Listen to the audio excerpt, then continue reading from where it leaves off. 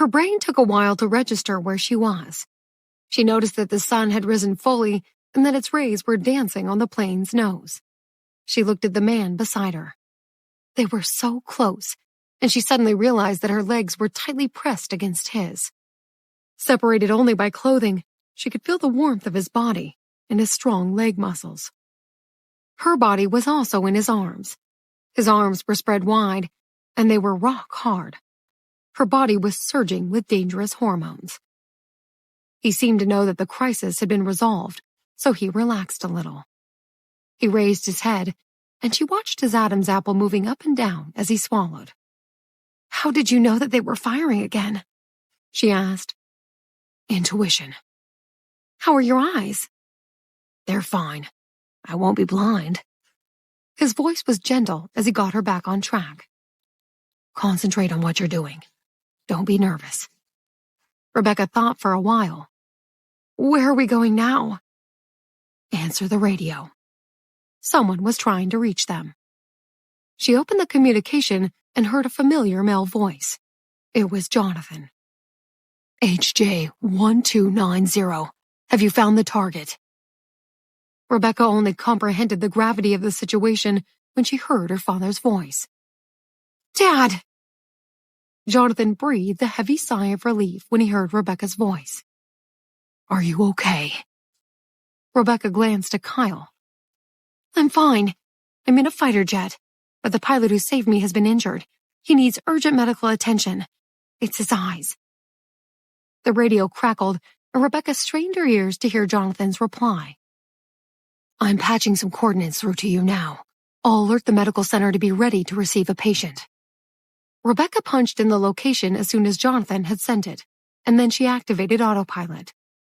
The autopilot system immediately reduced the jet's speed and altitude because the distance to the base wasn't very far.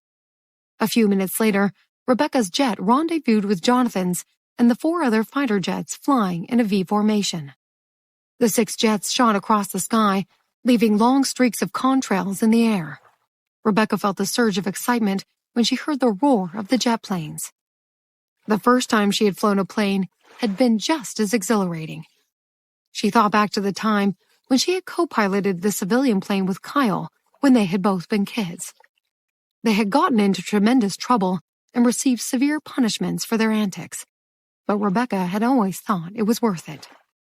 Because the jet was in autopilot mode, Rebecca didn't have much to do to control it, which was just as well because she didn't know how to operate a jet yet. Still, she knew she desperately wanted to learn and eventually graduate as a fighter pilot. Jonathan's voice crackled over the radio again. "It's time to put some iron on the target." The jets maneuvered into position and aimed. A missile whizzed through the air and struck the militia on the ground in quick succession, eliminating them. Plumes of toxic black smoke rose into the air, and Rebecca gasped as she watched the skilled fighter pilots in action. Jonathan spoke again. "Good work. Get ready to send the next strike package. We have radar lock, and we are ready to go." The 6 jets streaked across the sky in perfect formation. Rebecca realized that the next round of attacks was about to begin.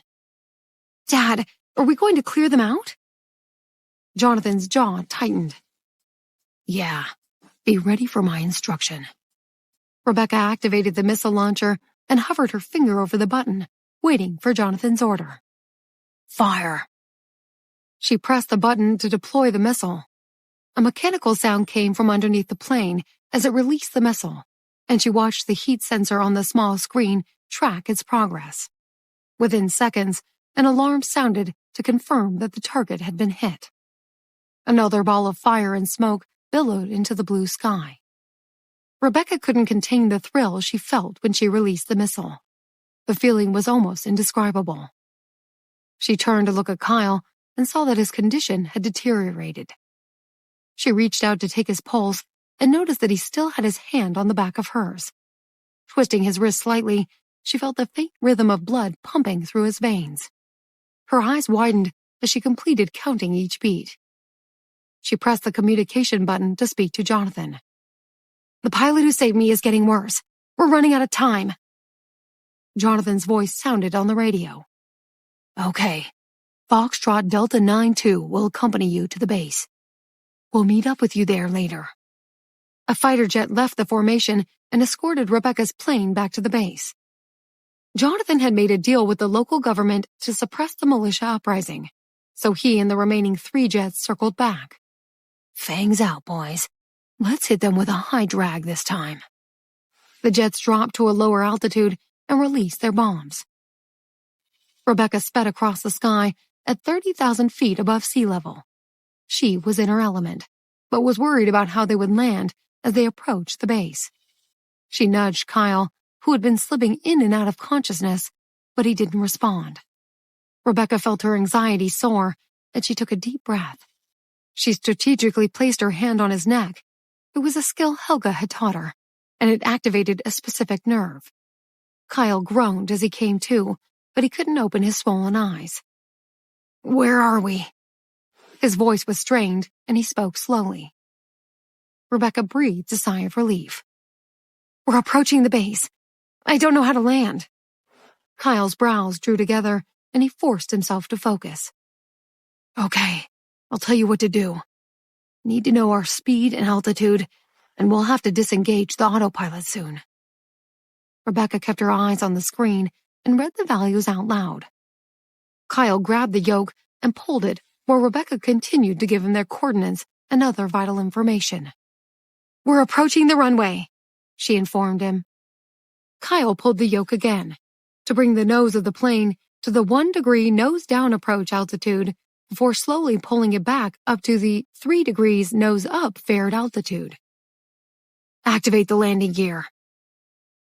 The jet landed perfectly on the runway, and the thrust reversers roared as the plane slowed. Rebecca's heart leaped into her throat, and she felt the force of gravity against her chest as the plane stopped on the tarmac. Kyle's hand slipped off the yoke, and he lost consciousness again. Rebecca released the cockpit's door latch and flung it open. The plane that had escorted them had also landed, and the pilot ran toward them. I've been instructed to take him back to the base in Mexico. We can't stay here. Let's move him to the back. I'll pilot the plane. They managed to get Kyle into the rear seat with much effort, and Rebecca squeezed in next to him. The engines began to roar again, and the plane sped across the runway as they took off. Rebecca felt her chest tighten as the G-force hit her, but she didn't care. She wanted to get Kyle to the medical center as quickly as possible. The base in Mexico had a specialized medical center equipped to handle almost any medical trauma. They also didn't have time to fly to the U.S. or to apply for permission to go there. So the base in Mexico was the most practical solution given the nature of the emergency. The pilot handed her an extra oxygen mask. Put this on and make sure the patient is wearing one. When she had securely fastened their masks, she gave him a thumbs up, and he pulled the throttle back, accelerating as fast as he could. Within 3 hours, the plane landed safely at the base in Mexico. An ambulance met them on the tarmac and raced back to the medical center with its sirens wailing. Rebecca sat in the back with Kyle and rechecked his pulse. She frowned and bit her lip with worry. Rebecca sat on the small chair outside the emergency ward. A nurse with a clipboard came out of Kyle's room and sat behind her desk. Rebecca approached her with wide eyes. What's the pilot's name? The nurse looked at the document on the clipboard. Officer Kyle Gonzalez. The doctor will let you know when you can see him. Rebecca nodded. Thanks. When Rebecca had first seen him, she had suspected who he was, and while they had flown back to the base, she had been almost certain it was him. She hadn't seen Kyle for almost 10 years, but he still looked the same, only more mature. His face had become more defined, and his shoulders had broadened. His light skin was tanned from the years of military training, and his voice was much deeper. She had known all along that it was him. Rebecca sat on the small chair and waited for the doctor to call her. A line appeared between her brows as she thought back to the weekend of the aerial display. Kyle had pretended not to know her on purpose. He had even had the cheek to tease her. The more she thought about it, the more annoyed she became. She took a deep breath to calm herself down. Her nerves were frazzled. she turned her attention to the nature of Kyle's injury, she began to feel worried. She was sure the substance was a neurotoxin based on how his body had reacted. Although he had no lesions, the toxins could affect his eyesight. Rebecca picked up her phone and kept herself busy researching the effects of neurotoxins until the doctor finally came out of the emergency ward. She quickly stood up when she saw him. "How's he doing?" The doctor put his hands in his jacket pocket. "We flushed his eyes and removed all residue of the poison. But unfortunately, prognosis isn't as positive as we'd hoped." Rebecca looked at the doctor with anticipation as he continued. "It'll take a long time for the patient's eyesight to return to normal. He'll suffer from photophobia. We estimate it'll take up to a year for him to heal." Rebecca's heart sank. "A year? Are you sure?" The doctor nodded. "Yeah. Your assumption that the substance was a neurotoxin was correct. Unfortunately, the effects have already damaged his optical nerves, and the recovery process will take some time." Rebecca sighed. "I understand. Is he awake?" The doctor shook his head. "We had to sedate him. He should wake up within the next hour. We'll take him to the general ward now." The nurse wheeled Kyle's gurney out of the emergency ward, and Rebecca followed. Kyle had thick cotton pads over his eyes and a drip in his arm. They arrived in the general ward, and the nurse closed the blinds to reduce the light streaming in from outside. She also switched off the lights above his bed and closed the cubicle curtains around it for privacy. She then carefully removed the cotton pads. The doctor handed Rebecca a prescription. "He needs to stay in a dark environment for the next 3 or 4 days and wear sunglasses if he wishes to go outside." Rebecca nodded silently and gazed at Kyle. She waited for the nurse to leave before sitting on a small bench beside his bed. She reached out and took his vitals. She pulled her phone out of her pocket and sent Helga a message. "My friend's eyes have been damaged by a neurotoxin. I recall reading about a plant that grows in the valley that helps with photophobia. Do you know of it?" Rebecca didn't expect Helga to respond immediately because of the time difference, so she put her phone away and quietly waited for Kyle to wake up. Kyle's head began to roll from side to side as he slowly woke up. His eyes were sore, and his vision was still slightly blurry. He squinted in the dark room and saw a figure sitting beside his bed. Rebecca noticed that he had woken up. "How do you feel? Do your eyes hurt? Can you see me?" Kyle coughed and licked his lips. His mouth felt dry, and his voice was hoarse. "I'm okay." Rebecca passed him a bottle of mineral water to sip. "The doctor says you have to avoid bright light for the next few days." She looked around the room. "This is as much light as you're allowed, and you have to wear sunglasses whenever you go outside." She hesitated before continuing. "He also says that it'll take up to a year to fully recover." She lowered her eyes. "I'm so sorry. It's because of me that you're in this situation." She felt terrible and blamed herself for his injury. She knew he had worked extremely hard to become a pilot, and a year of recovery would ruin his career. Through his blurred vision, Kyle could make out that she was sloping and that she looked sad. For some reason, he remembered how she had looked when she was a little girl and had been punished for misbehaving. Her sad pout made her inexplicably cute. He studied her face briefly and sighed. "It's not your fault." His casual tone made her feel even more guilty, and she chewed her fingernail, unsure of what to say next. The uncomfortable silence was interrupted by Rebecca's phone vibrating in her pocket. Concerned that the screen's bright light would hurt his eyes, she quickly excused herself and slid through the small gap in the cubicle curtains. She took her phone out of her pocket and saw a message from Helga. "I know which plant you're referring to. It's perfect for photophobia and works quickly. It must be ground into a paste, and the oils extracted to make an ointment. The ointment should then be applied to the patient's eyes for about 7 days for the healing process to be complete. I'm going to the valley tomorrow morning, so I'll pick some of the plants for you.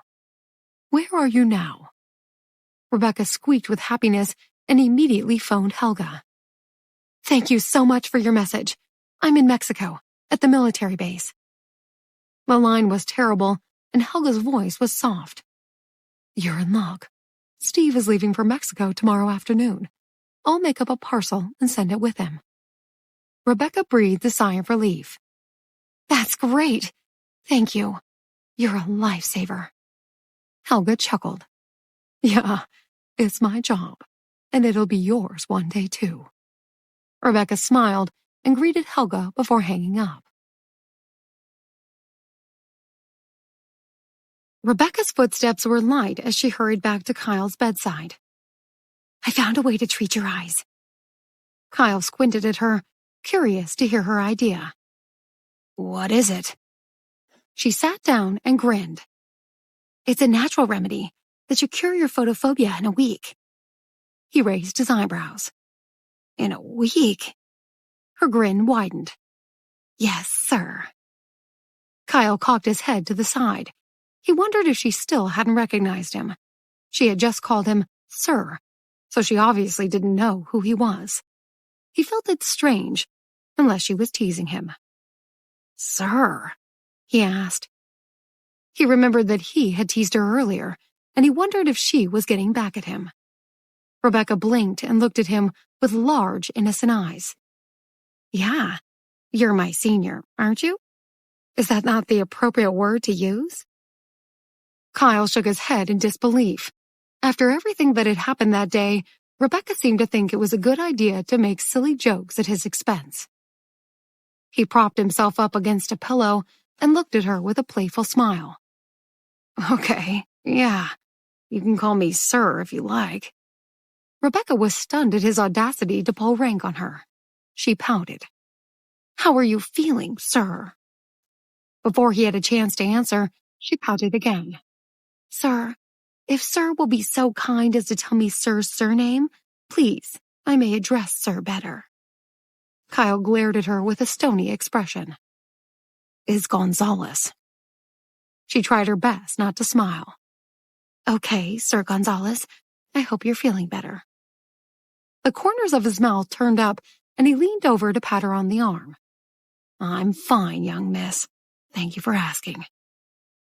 She wanted to pinch him for his cheeky, condescending tone. Instead, she gawked at him and pushed his hand away. "I'm glad to hear that, sir." Kyle was about to respond when Jonathan pushed through the cubicle curtains. He had completed his mission and was exhausted. Rebecca saw him and leaped to her feet. She flung herself into his arms and hugged him tightly.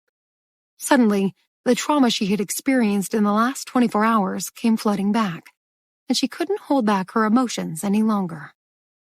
Although Jonathan had been training her since she was a young child, she was still a teenager, and there was a vast difference between training and real-time combat. She had never experienced the fear of dying, and although she had put on a brave face, she had been terrified. Jonathan wrapped his arms around her and kissed her forehead. "My darling daughter, are you okay?" She shook her head, wrapped her arms around his waist, and buried her face in his chest. "I was so scared." So much had happened that day. She had shot someone for the first time in her life. She recalled their blood splattering all over her face. It had been horrific. She had driven in the dark of the night, not knowing what danger lay ahead. She had fled into the darkness in a foreign land without any signal. She had even hidden in a large clay pot to avoid being caught by a dangerous militia group. Rebecca felt warm tears stream down her cheeks as she relived the terrifying moments. She had thought her life would end when she had been discovered trying to escape from her hiding spot and had felt the cold barrel of a gun pressed against her head. Safe in Jonathan's arms, Rebecca sobbed until she couldn't anymore. Her chest heaved up and down as she tried to catch her breath. Jonathan held her and patiently rubbed her back to calm her down. He didn't care that they were making a scene in front of Kyle. "It's okay. You're safe, and you never have to return there again." Kyle lowered his eyes to give Rebecca and her father some privacy. Jonathan patted her gently. "You flew very well today. I'm proud of you." Rebecca stopped sobbing and felt her ears turn red. She hadn't really flown the plane. Kyle had directed her during takeoff and landing, and the autopilot had done the rest. She wriggled herself out of Jonathan's arms and looked up at him with teary eyes. "I'm hungry." He smiled at her kindly. "Okay, let's go get something to eat." He put an arm around her shoulders and was about to leave, completely forgetting about Kyle. Rebecca paused and turned her head in Kyle's direction. "Dad, he saved me. We should get him something to eat. I'm sure he's hungry too." Jonathan's mouth twitched, and he looked at Kyle with a glimmer of coldness in his eyes. He let go of Rebecca and walked over to him. "Officer Gonzalez, how are you feeling?" Kyle sat up straight and swallowed. "I'm doing well. Thank you for asking, sir. My eyes are a bit better, and Rebecca says she knows of a natural treatment that will help me recover in a few days. She's arranged for someone to send it over to us." Jonathan nodded. "Good. I'm taking Rebecca out to get something to eat. Stay here and rest. We'll get you a takeout." Kyle smiled faintly. "Thank you, Mr. Davis." Jonathan put his arm around Rebecca, and they left Kyle alone in the darkness to rest. As soon as they were outside in the hallway, Jonathan looked at Rebecca. "Do you recognize him at all?" She nodded. "Yeah, I do. But he deliberately pretended not to know me, so I teased him." She saw a frown appear on her father's forehead, so she quickly added, "Dad, he saved me. He taught me how to take off and land the plane, and if he hadn't put his helmet on me when he did, I would be the one lying in the hospital bed right now." Jonathan knew he had to be grateful that Kyle had saved his daughter's life, but the way in which she spoke about him and the tone in her voice when she praised him for his good deeds made him feel uneasy. He took a deep breath and changed the subject. "So, do you think you're ready to learn how to fly?" Rebecca's eyes lit up immediately. "Yes, I'm 100% ready." He smiled at her. "Good. Seeing as you have some time off, we can start right away." Rebecca and Jonathan ate a light dinner and ordered a takeout meal for Kyle. After dinner, Jonathan told Rebecca to return to her room and rest. He then went back to the medical center to see Kyle. Kyle was propped up against a pillow and was sitting motionless. His eyes were closed, and he wondered if he would be allowed to return to his barracks the next day, or if he had to stay in the hospital for another night. He heard footsteps approaching and the squeak of the curtain rail as the person drew back the curtain slightly. He opened his eyes and was surprised to see Jonathan. Jonathan placed Kyle's takeout dinner on the bedside table and sat on the bench beside the bed. "Mr. Davis, thank you for the dinner." Jonathan nodded. "Your father is away at the moment. You can ask me if you need anything." Kyle smiled faintly. "Thank you, Mr. Davis. I appreciate it." Jonathan didn't waste time beating around the bush and got straight to the point. "Why did you go to Colombia?" Kyle shifted his weight and sat up straight. He looked directly at Jonathan. "To save Rebecca." Jonathan had expected him to say that. "Why did you want to save her?" It had perplexed Jonathan that Kyle would risk traveling to Colombia to save Rebecca. He had decided to confront Kyle about it without Rebecca being present. Kyle kept silent, carefully choosing his words before replying. "Mr. Davis, I don't have a specific reason. I saw her distress signal on social media and decided I had to rescue her. I didn't really think about it at the time." Jonathan stared at Kyle for a long time, making him feel uncomfortable. "When last did you see her?"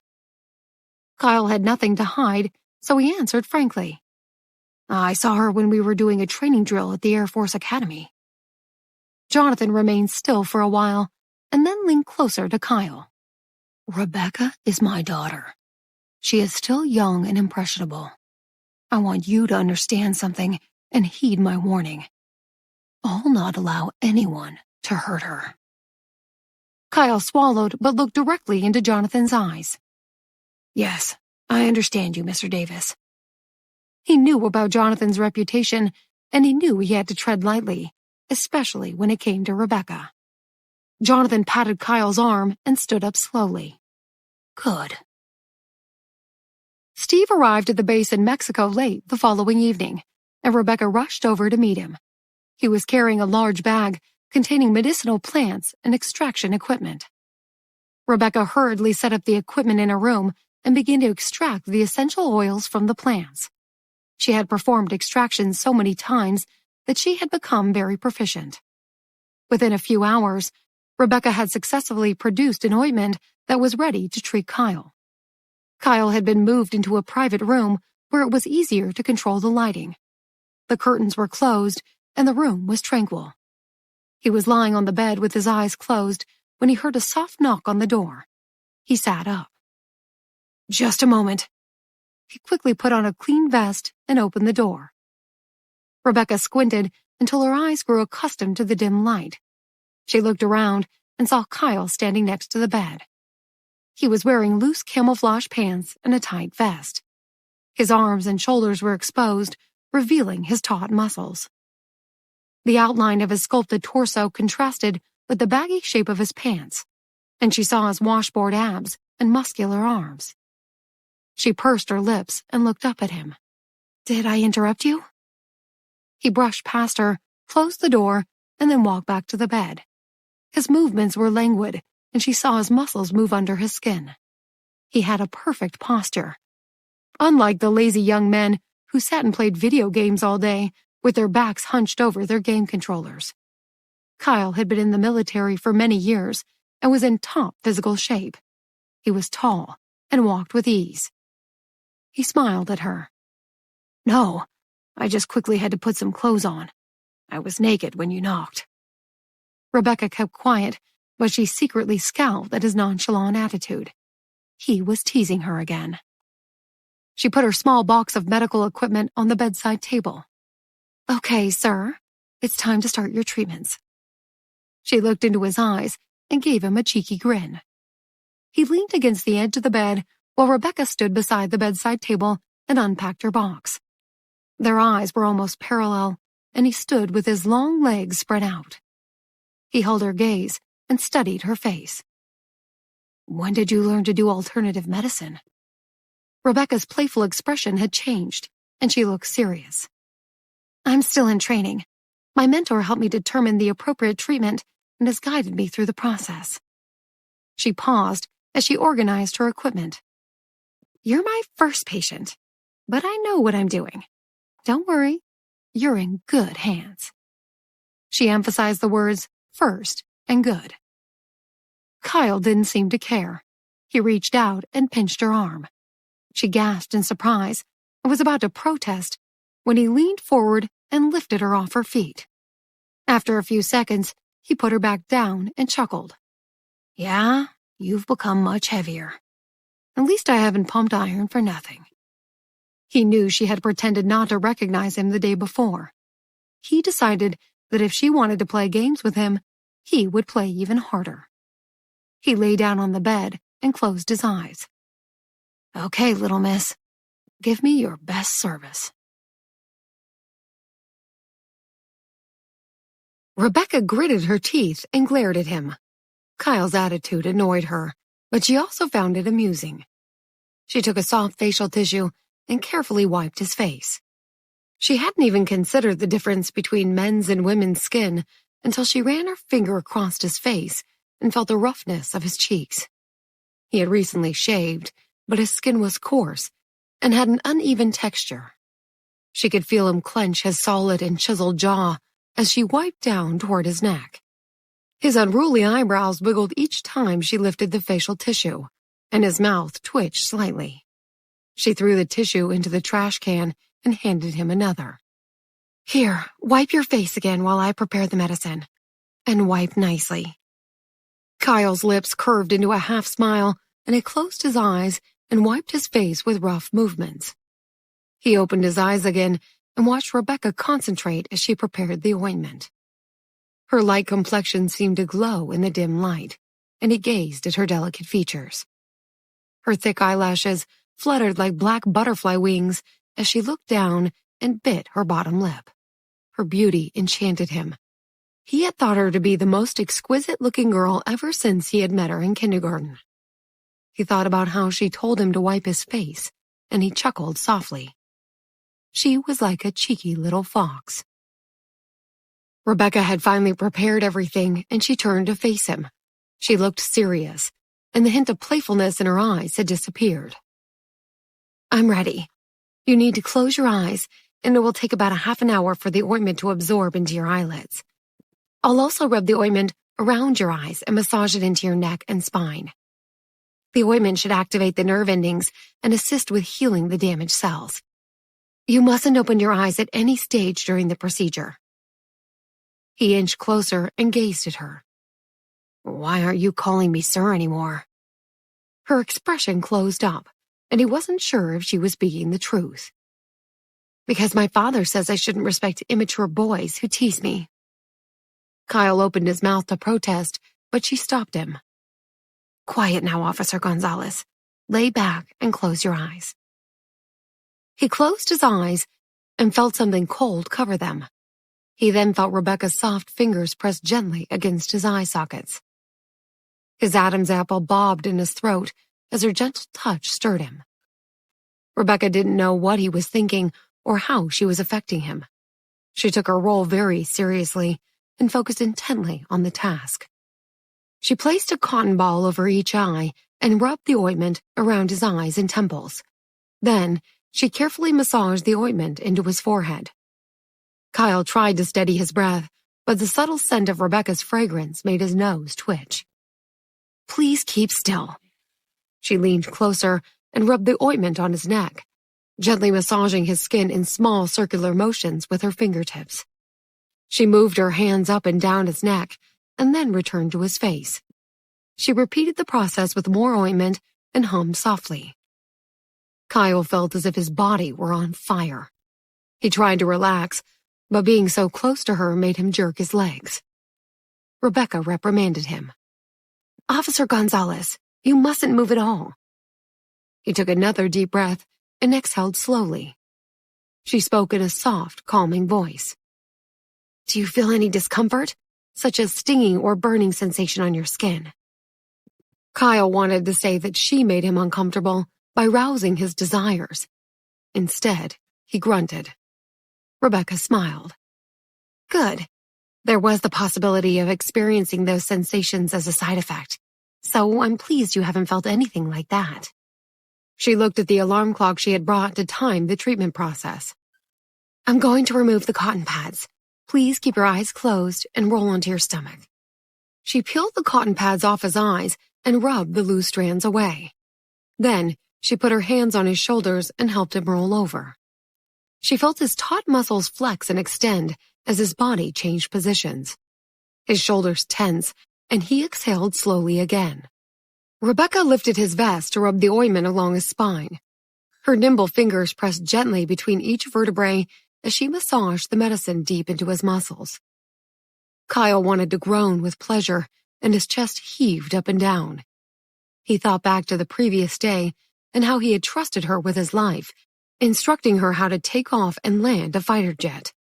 In retrospect, she had entrusted him with her life, allowing a blind man to guide her.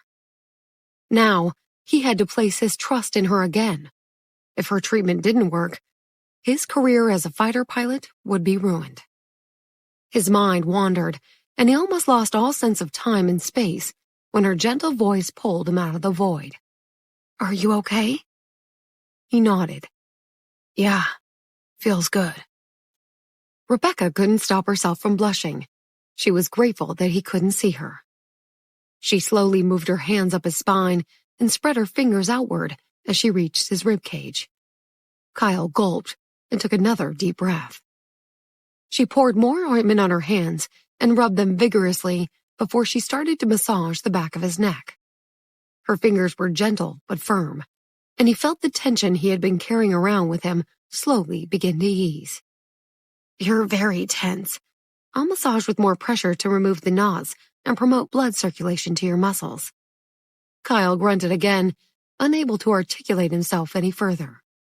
She leaned closer and pressed down with her hands to use her body weight for a deeper massage. Kyle felt her warm breath against his skin, and he listened to her soft inhalations and exhalations. He wanted to roll over and look into her beautiful eyes.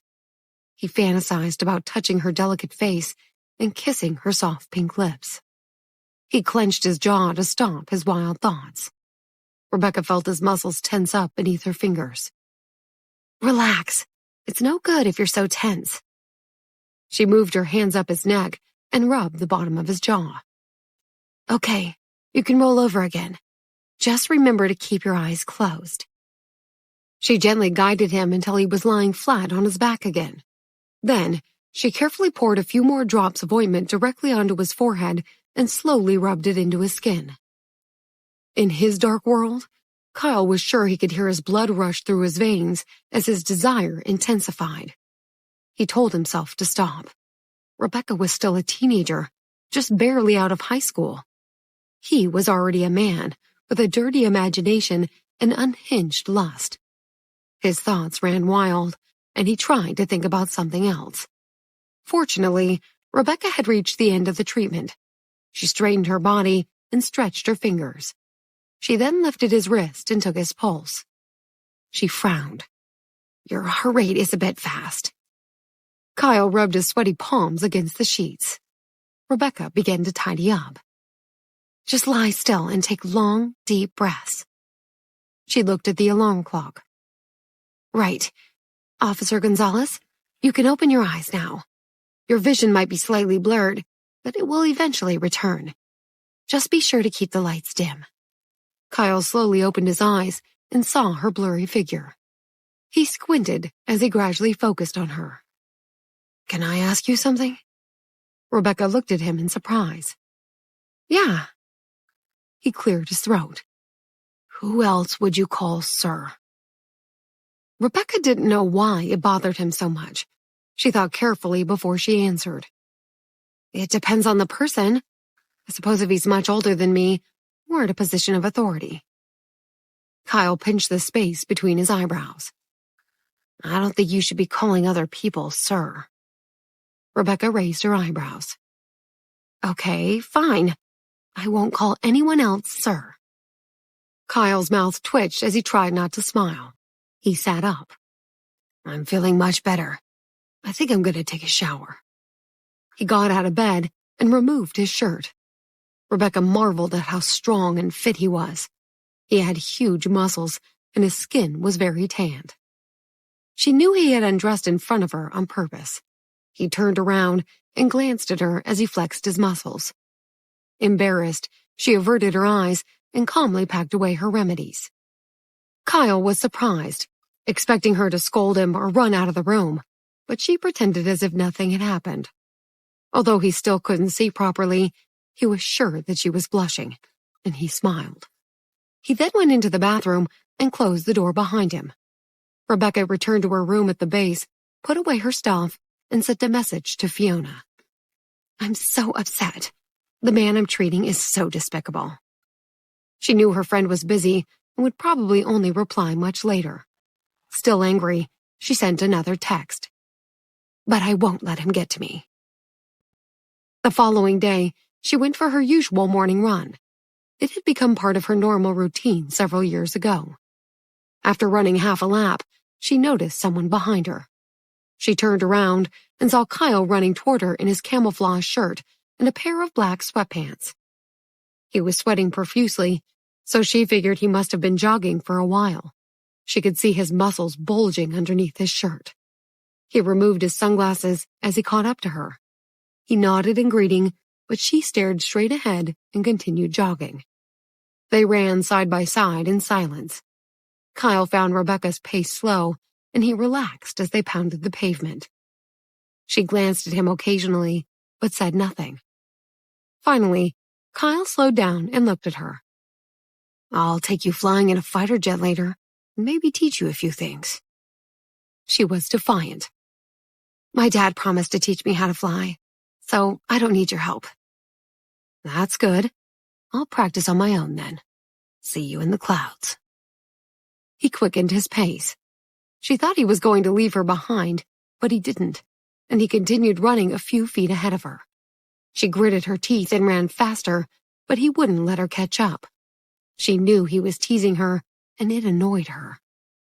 She kicked a small stone at him, but he didn't seem to notice. She was exhausted, so she stopped to catch her breath. She refused to chase after someone so childish. She returned to her room, took a shower, had breakfast, and then went over to the training area. Kyle was already there, wearing his military uniform and a new pair of sunglasses. He was walking toward the fighter jets on the tarmac with a few pilots from the base. She thought he looked like an actor from an action movie. His expression was serious, and he looked so handsome with the sun shining on his short black hair and tanned face. He climbed into the cockpit with confidence and ease. He then put on his helmet, signaled to the members of the ground crew, and fired up the engines.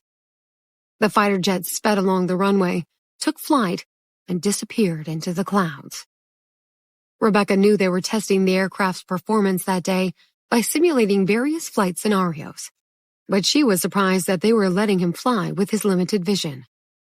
Kyle's jet emerged from the clouds a moment later, circling above the base and doing nosedives. She could hear the engines roar in her ears, and her heart started pounding with excitement. She gazed up at the sky. 6 other planes were in the airspace, but she could clearly distinguish Kyle's. He was an exceptional pilot. She held her breath each time he did a nosedive, afraid he would crash into the ground, but he expertly maneuvered the jet.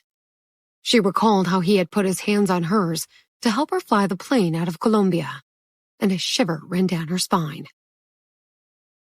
That afternoon, Jonathan took her up in a special training aircraft to show her the ropes.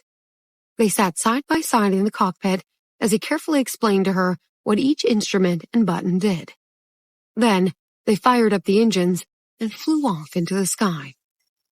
Rebecca looked out of the window at the base, which had become a tiny speck on the ground.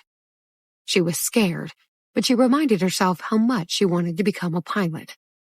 After her experience in Colombia, she had had her doubts, but she suddenly realized that flying was in her blood and would pursue her chosen path no matter what. She was thrilled when her father handed over the controls. Flying through the clouds was exhilarating, and she felt a rush of adrenaline. She couldn't remember the last time she had been so carefree and happy. She turned to her father and shouted above the engine's roar, "I love you, Dad!" He smiled at her, but his thoughts were elsewhere. He was wondering how to deal with Kyle.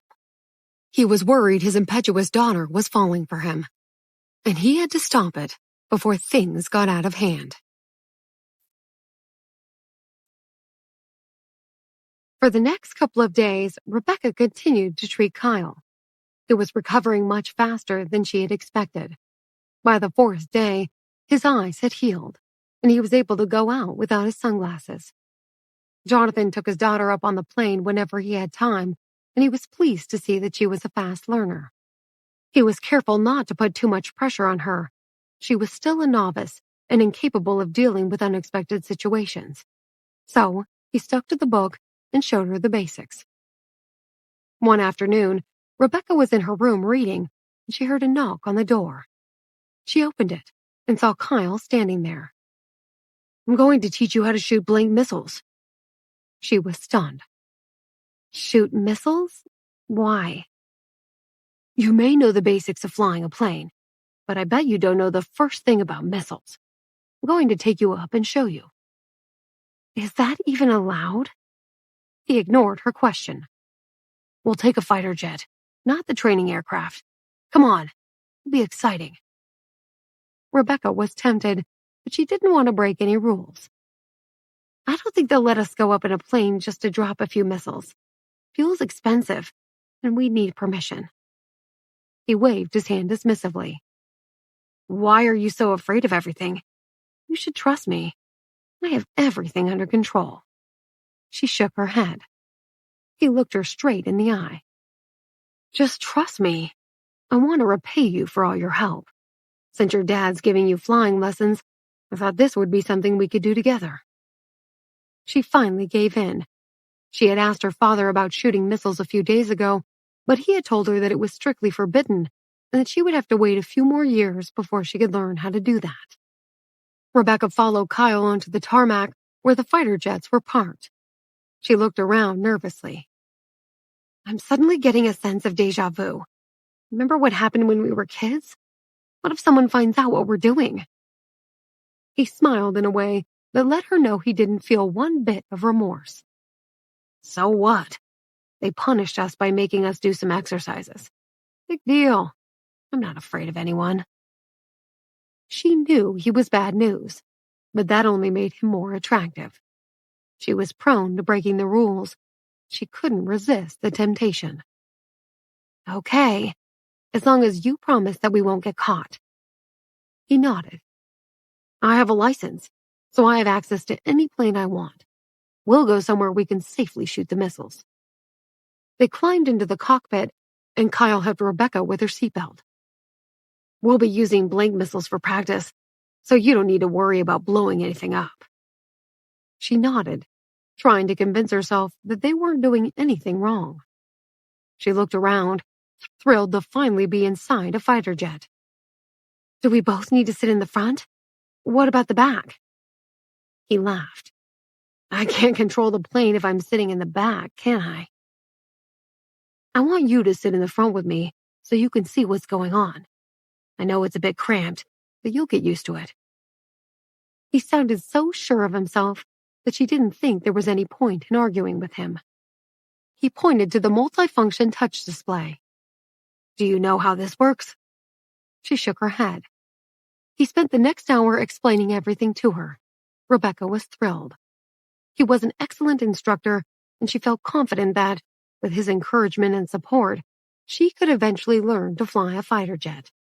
He was patient and thorough, and he knew the answer to every single one of her questions. Kyle finally handed her a helmet.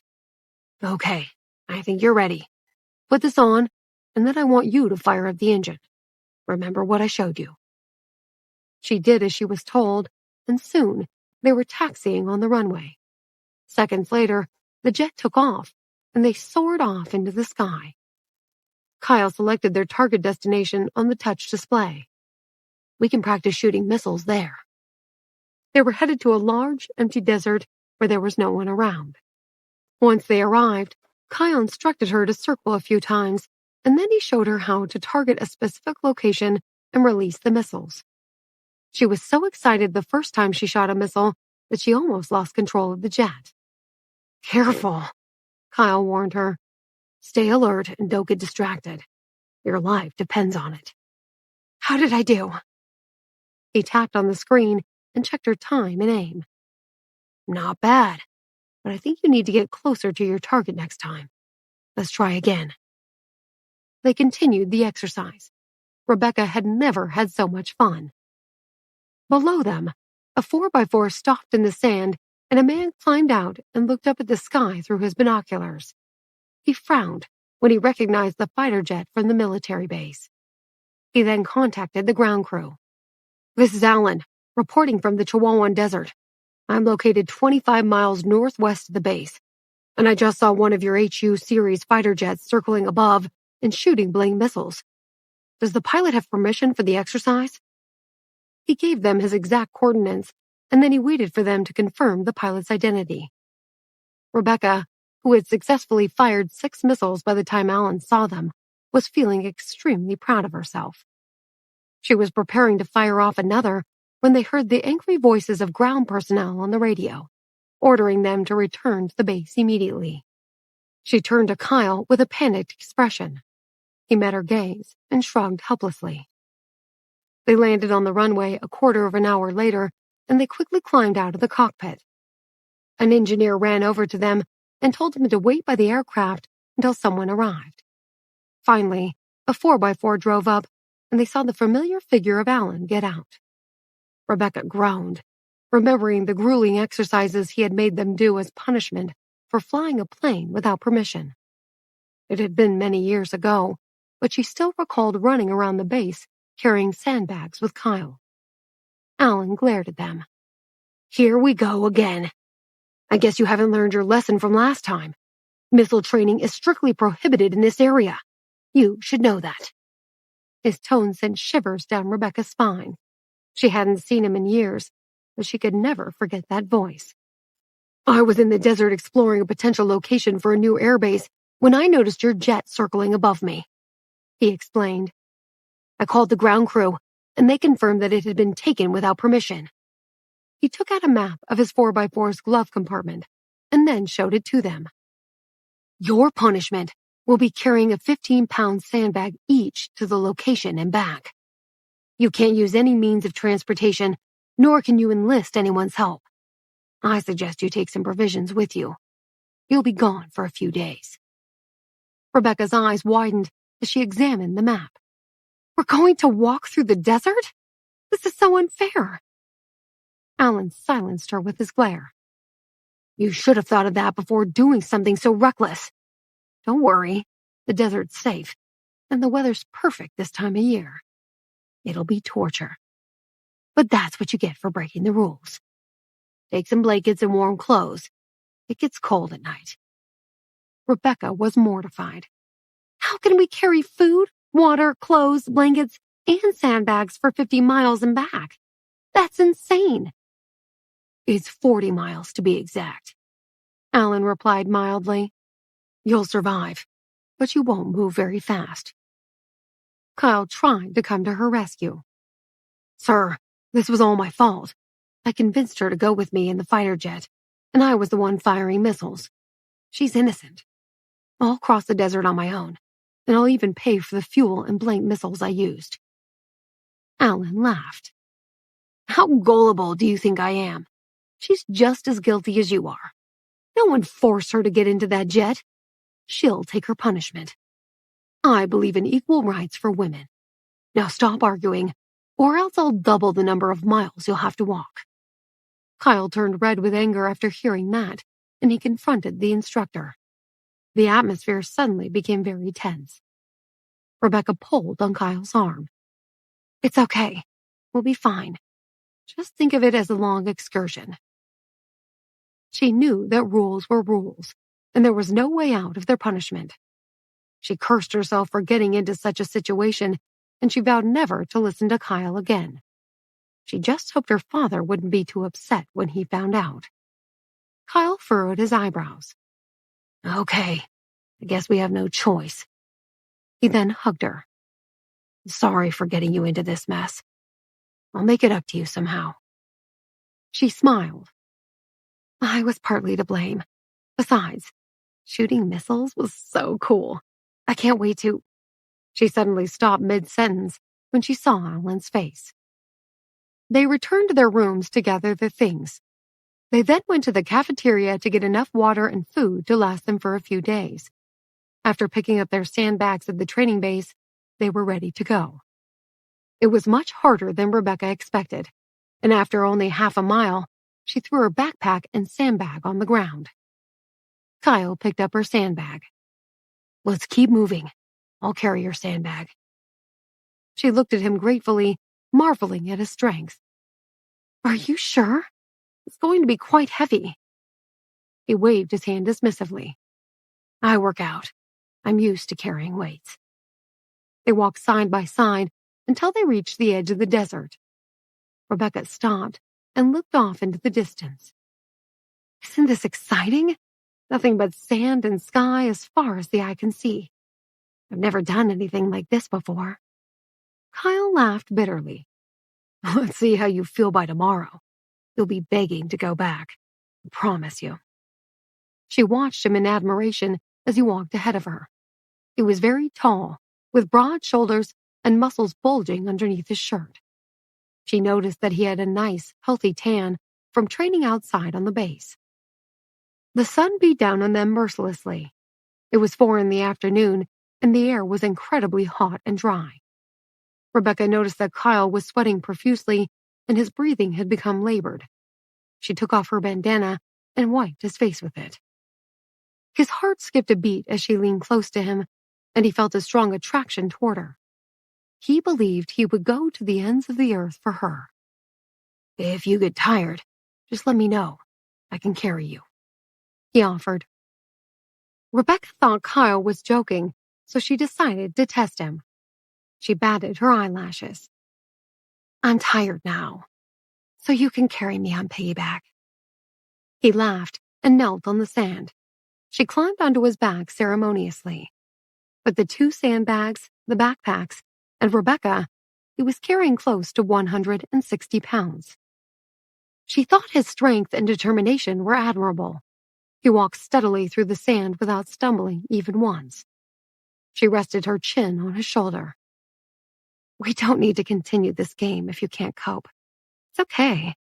I was just testing you. Her voice was soft, and he could feel her breath in his ear. If it weren't for the sandbags and backpacks, he could easily carry her on piggyback for a few more miles.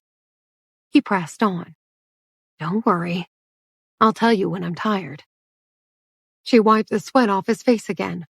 The bandana had the sweet scent of her perfume, and he had to force himself to concentrate on the task at hand.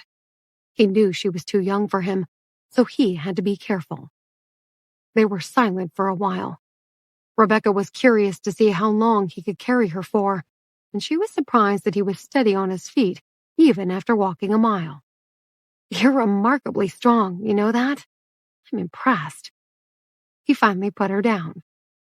I'm sorry. It's scorching hot out here. He took his shirt off. He was wearing a white tank top underneath, which was drenched in sweat. Why don't you take that thing off and put on a t-shirt? She suggested. He nodded, rummaged in his backpack, and pulled out another tank top. She turned around while he changed, and he smiled at her in embarrassment. He removed the white tank top that he was wearing and stuffed it in his backpack. Rebecca thought he was finished, so she turned to face him again. She gasped when she saw his naked torso. It was the second time she had seen him like that, but he looked even more fit and handsome than before. She stared at his flat collarbone and rippling muscles on his arms and chest, and his broad shoulders. He smiled at her as he put on his clean tank top. She was vexed. He did it again. He's doing it on purpose, she thought. She averted her eyes, blushing ever so slightly. Except for her father and her 2 brothers, she hadn't seen a man's naked torso before. Being alone in the desert with Kyle made her uncomfortable. She glanced at him a moment later, thinking he belonged on the cover of a magazine with his prominent facial features and his perfectly fit body. He turned around and knelt in the sand. Come on, climb back on. Let's keep moving. She shook her head. You'll become all sweaty again. So what? I'll put on another tank top. Or maybe I won't wear anything at all. But she insisted on walking, so he didn't argue with her. He watched as she grabbed her backpack and walked ahead of him. He thought she was adorable. They covered another few miles before stopping and having something to eat. It was getting dark, so they decided to camp out for the night. They were too tired to pitch the small tent they had packed, so they just covered themselves with blankets and slept underneath the stars. They continued their journey the following morning, and it was late afternoon by the time they reached the area where they had dropped the Bling missiles. There was nothing but desert surrounding them. Up ahead, far off in the distance, they could see a green oasis. Rebecca stopped and looked around. Is this it? Where are the missiles we fired? They've already been removed. Who removed them? Instructor Allen? No. He took a bottle of water out of his backpack. The villagers from that oasis over there did. Why? Because the missiles are so-called green missiles. They took them away so they could bury them in the ground to help their crops grow and prevent them from being destroyed by the chemicals in the sand and various environmental factors. The materials these missiles are made of is also very expensive and valuable. Rebecca raised her eyebrows. Was that why you wanted to fire them off here? So you could help the inhabitants of the oasis? Yes. If you want, we can walk over and check out the village. You'll see what life is like in the old days before modern technology. The people there have no means of transportation, and they use primitive tools. Rebecca was stunned. Kyle, I don't regret what we did anymore. He smiled at her and brushed the sand from her hair. Let's go. I want to show you the village. She nodded, and they continued walking. Rebecca's shoes were full of sand, and it was unbearably hot in the desert, but she gritted her teeth and willed herself to make the last stretch. Kyle, who was still carrying both their sandbags, was sweating profusely again. An hour later, they reached the edge of the village. Rebecca noticed that the inhabitants were rather short and thin. The first people they met were 2 men, a woman, and a young boy of about 10. They were carrying one of the missiles that had been dropped in the desert.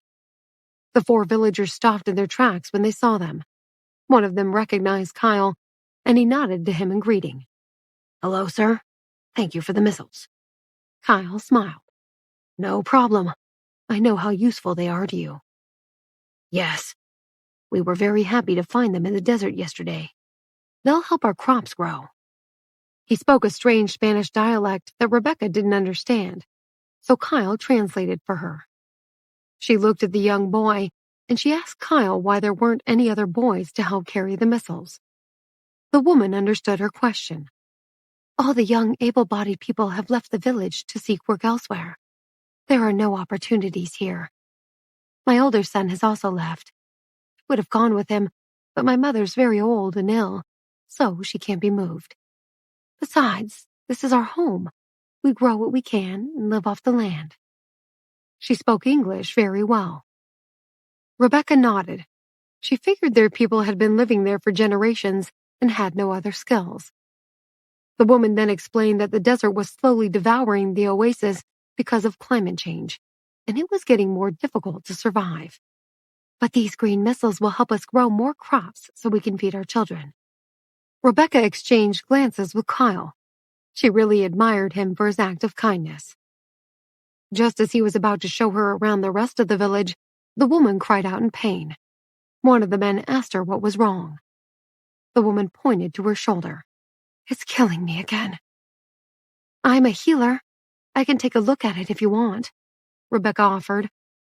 The woman's eyes lit up. Thank you. There are no doctors in the village, and we don't have access to medication. Rebecca carefully examined her, and she pressed on a few of her pressure points. She could tell what was wrong from the woman's reaction, and she could see 2 small puncture marks on her shoulder. I think I know what's causing the pain. Were you bitten by a snake recently? The woman nodded. Some of the poison must have remained in your body. That's why your shoulder hurts. We can look for some medicinal herbs to expel it from your body. Or I could practice acupuncture on you. She then turned to Kyle. I doubt we'll find the herbs I need here. Acupuncture would work.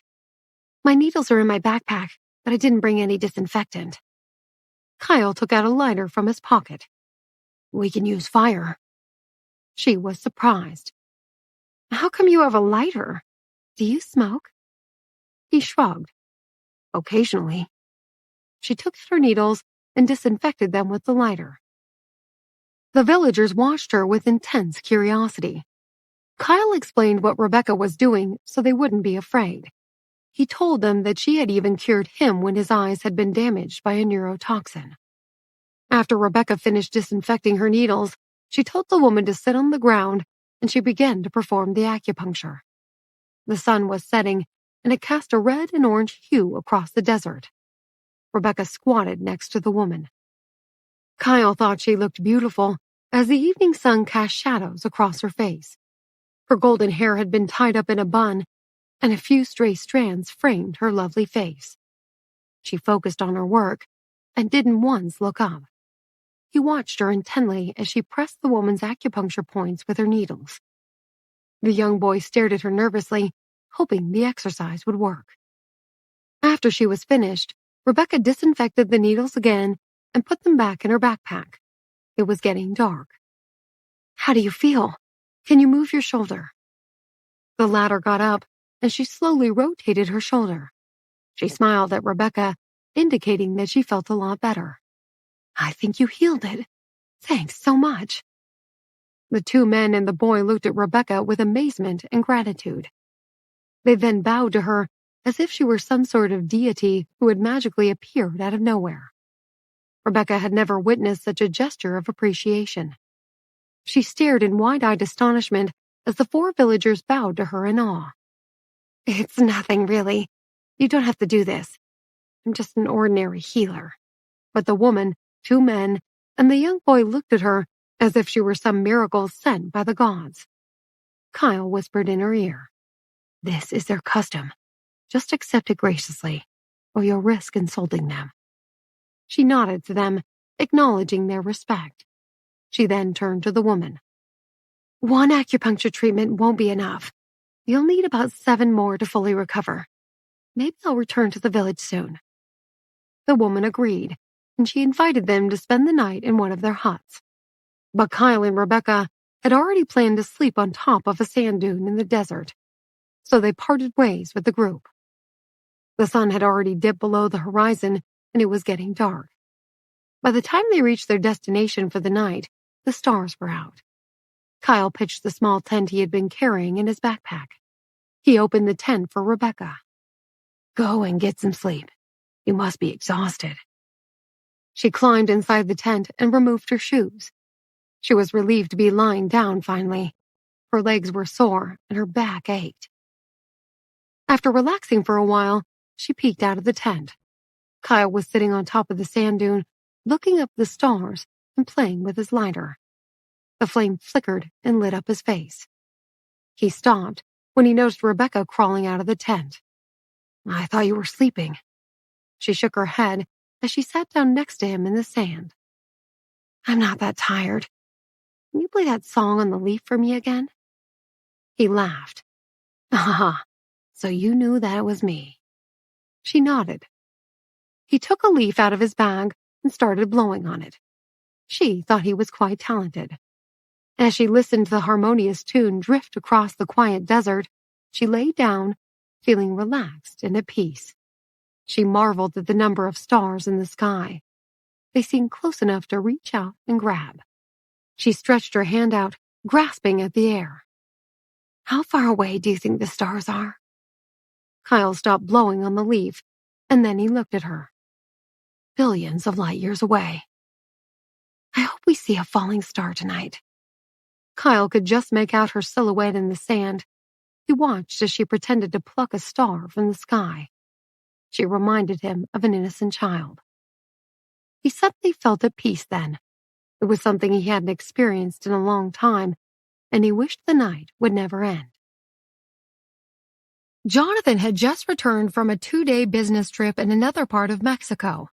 He was on his way back to his room at the military base when the supervisor approached him. "Sir, I regret to inform you that yesterday, your daughter and Kyle were caught shooting missiles from a fighter jet without permission. They were ordered to return to the base, and we had to punish them for breaking the rules." Jonathan was shocked. "Where are they now?" The supervisor had a grim expression. "Alan sent them back to the desert on foot to the location they were circling with the jet. It's about 40 miles from here." Jonathan was outraged. "Is he nuts? They can't make it there and back in a day." "No, sir, they can't. They've been gone since yesterday. They took plenty of provisions with them, though." Jonathan took a deep breath to calm himself. He knew that Rebecca and Kyle were spending their nights together in the desert, but rules were rules. As the CEO of the company, he had to set an example. He was certain that Kyle was to blame and that he had convinced Rebecca to take the fighter jet, knowing full well it was forbidden. Jonathan thanked the supervisor and left him, wondering what to do about Kyle. Rebecca was getting sleepy lying in the sand. She tried to fight it, but her eyelids drooped, and she couldn't stop yawning. When she finally fell asleep, Kyle carried her inside the tent. She opened her eyes for a second when he laid her down on her sleeping bag and whispered something in her ear. But then, she promptly fell asleep again. She woke up to the sound of Kyle's excited voice in the morning. "Rebecca, come out and see the sunrise. It's gorgeous." She opened her eyes just as he poked his head inside the tent. "Get up or you'll miss it." She sat up, and he held out his hand to help her. She grabbed it and pulled herself up. His hand was strong and wide. She also noticed how rough it was. "Have you been practicing your shooting a lot lately?" He laughed. "Of course I have. Why would you ask such a silly question?" She pointed at the calluses on his palm. "So I assume all your calluses are from holding a rifle?" He shrugged. "Yeah, and from lifting weights. You shouldn't train too much. I like your soft hands." "But I have to. Women also need to be strong and know how to protect themselves." He didn't say anything. They stood on top of the sand dune, staring at the gold and orange horizon. The sun was rising, and it cast long shadows across the desert. Rebecca had never seen anything so spectacular. Kyle glanced at Rebecca. He thought she looked beautiful with her long hair blowing in the wind. He snapped a picture of her with his phone, and then he started gathering his things. "Come on, let's pack up our things and get a move on. It's going to be unbearably hot soon." They quickly packed away the tent, their sleeping bags, and their blankets. Rebecca rubbed some sunscreen on her face and her arms. "You should put some on too so you don't get burned." "I'm already tanned. Besides, that stuff's for girls. I'm not afraid of the sun. I look sexier in my uniform with a tan." "Maybe, but a sunburn isn't sexy, and the sun is strong out here. Quit being so stubborn and put some cream on your face and your shoulders." "Okay, but only if you help me. My hands are covered in sand." She squeezed some sunscreen into the palm of her hand, and then she stood on tiptoe to rub it on his face. "You're very tall. Bend over a bit." He smiled as he bent over and placed his hands on his knees. "Is that better, Shorty?" His face was close to hers, and she found herself staring straight into his eyes. She blushed as she quickly rubbed the cream on his cheeks and his nose. His skin was rough, and she noticed he hadn't shaved in a few days. "You're going to have a long beard and mustache by the time we return to the base." He felt awkward, so he turned his face away. "Hey, I'm not finished yet. I haven't put any on your forehead yet." "That's okay. It's enough." They set off and walked until noon, stopping only a few times to drink water and catch their breaths. Rebecca was starting to get impatient. "How much further?" Kyle studied his map. "We should be halfway back to the base by nightfall. By tomorrow at this time, our journey will be over." Just then, they saw a 4x4 heading straight toward them in the distance. It pulled up in front of them shortly after, and Alan got out. "We didn't slack off," Kyle told him.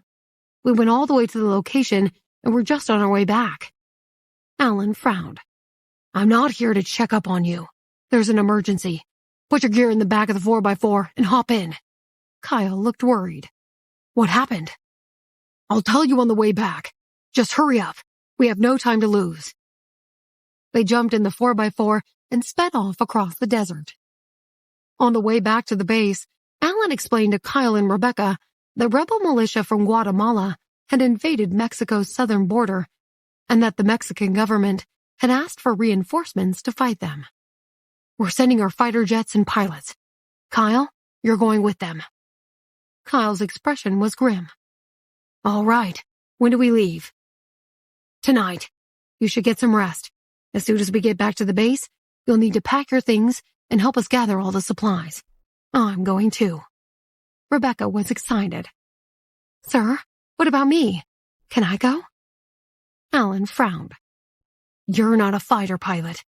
Why would anyone send you?" "But I'm sure there'll be a medical unit there. I can help them." "I don't know anything about that. We'll find out when we return to the base. I'm not the one you need to ask, though." All three of them were tense, and Rebecca was worried about Kyle. "Why don't you get some sleep? I don't think you got any last night." Kyle leaned back and closed his eyes, but it was a bumpy ride. He gave up trying to sleep after a while. "Do you want to lie on my lap?" Rebecca offered. He shook his head, thinking it would be too awkward. "No, thanks. We're almost there." When they arrived, she followed him to his room and watched him pack his things. She could tell he was anxious, and she was worried for his safety. "Just promise me you'll be careful. This sounds like a real war. It's going to be more dangerous than what we experienced in Colombia." Alan had also told them that the Guatemalan militia had attacked Mexico because of a dispute over some valuable oil fields near the border, and that there was a good chance the conflict could spiral out of control. When Kyle finished packing, he turned to Rebecca with a solemn expression. He hesitated for a moment, and then he hugged her. "Don't do anything crazy. Stay on the base where you'll be safe. I'm sure there'll be enough medical personnel in the conflict zone. Just wait for me here, okay?" "I'm so scared for you. What if something happens?" He ruffed her hair affectionately. "I'll be careful. If you want to join the army one day, I'll wait for you. I'll be in the Army Reserve for a few more years, and then I'll work for my father's company. But I'll wait for you before I leave to go to work for the Gonzalez Group." She hugged him tightly, and then she extended her little finger. "It's a deal. Pinky promise."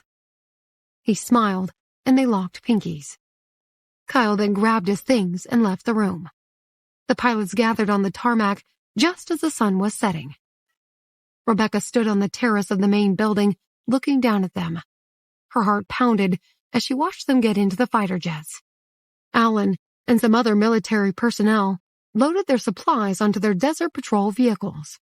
She went inside and ran down the stairs as the pilots prepared to take off. She could hear the engines roar as she rushed out of the building. Dust and sand flew in her face. She found her father with the military base's supervisor and some other senior military personnel.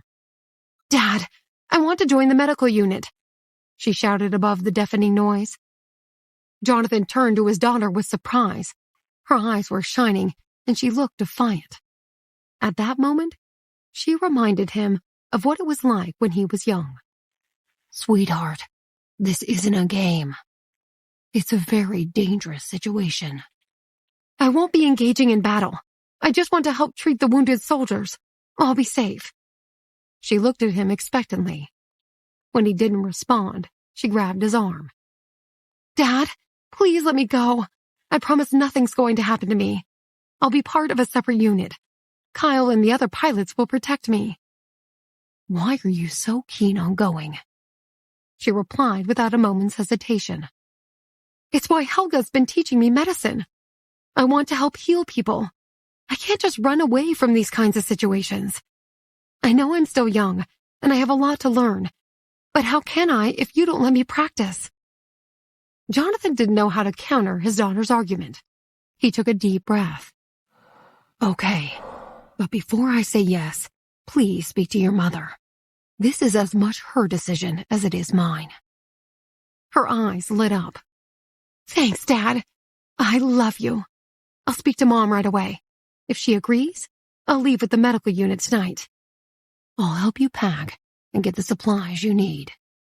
He marveled at how grown-up and determined his daughter had become. He desperately hoped she would be safe and that she wouldn't need to be rescued again. After speaking to her mother and getting her to agree, Rebecca quickly packed her things, and she joined the medical staff's convoy to travel to Mexico's southern border, where the invasion had occurred. It was a few hundred miles from the military base, so they arrived late that night. The oil fields, which were in a deserted area near the border, had recently been discovered. The Mexican government had been preparing to drill when the Guatemalan militia had attacked under the pretense that part of the oil fields was under their jurisdiction. The militia had caught the drilling team completely off guard, and there had been no one to protect the oil fields, so they had been forced to retreat. By the time the Mexican government had dispatched military units to the area to counterattack, the Guatemalan militia had already occupied it. A fierce battle had already been underway when the fighter jets and convoys from Jonathan's military base had arrived. When Rebecca got to the area, she was horrified by the extent of damage around them. A makeshift hospital had already been set up, but the medical equipment was primitive and supplies were limited. She knew that many wounded soldiers and pilots wouldn't get the treatment they needed. The United Nations had also dispatched a team of doctors who were equally surprised by the poor conditions. Rebecca and the other medical personnel barely had time to catch their breaths before the wounded were brought in. She had never seen anything like it, and she thought her experience in Colombia paled in comparison. She watched with horror as soldiers with bullet wounds, burns, and missing limbs were carried into the tent on stretchers.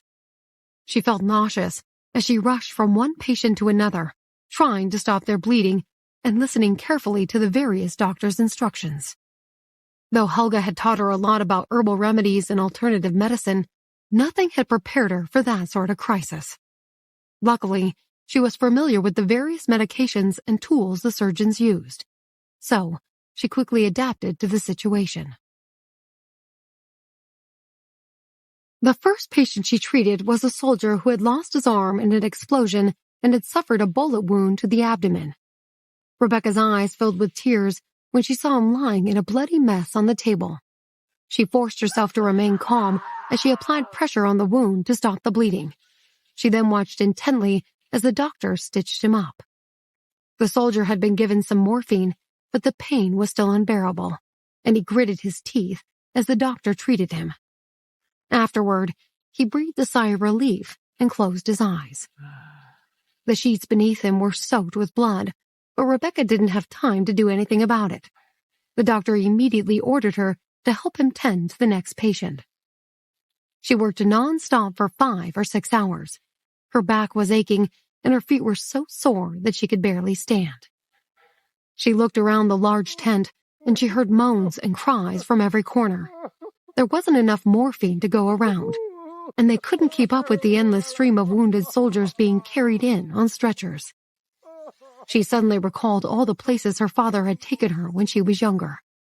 She had witnessed poverty, child labor, and conflict, but they had never really affected her.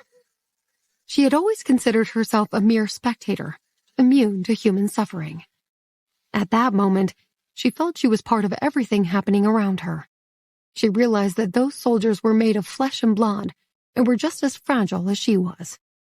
She thought of their parents, and her heart went out to them. She was about to rest for a while when she saw more soldiers and pilots being brought in. She recognized one of those faces was covered in blood. He cursed loudly as they laid him on a table. "Damn those Guatemalan rebels! They shot down a few of our fighter jets." Rebecca's breath caught in her throat, and she rushed over to the man. "You mean the enemies also have fighter jets?" "Yeah, they caught us off guard. I've never seen such an intense battle in the skies." "What about the rest of the fighter jets from our base? Do you know what's happened to them?" He shook his head. "It all happened so fast. I have no clue. As I said, the enemy destroyed a few, and the rest were forced to retreat." When he suddenly cried out in pain, Rebecca realized that his stomach had been punctured. Panicking, she signaled to a doctor who rushed over to his side. She began trembling as she watched the doctor tend to the wounded man. From what she could gather, the only fighter jets Mexico had in the area were the ones from her father's military base.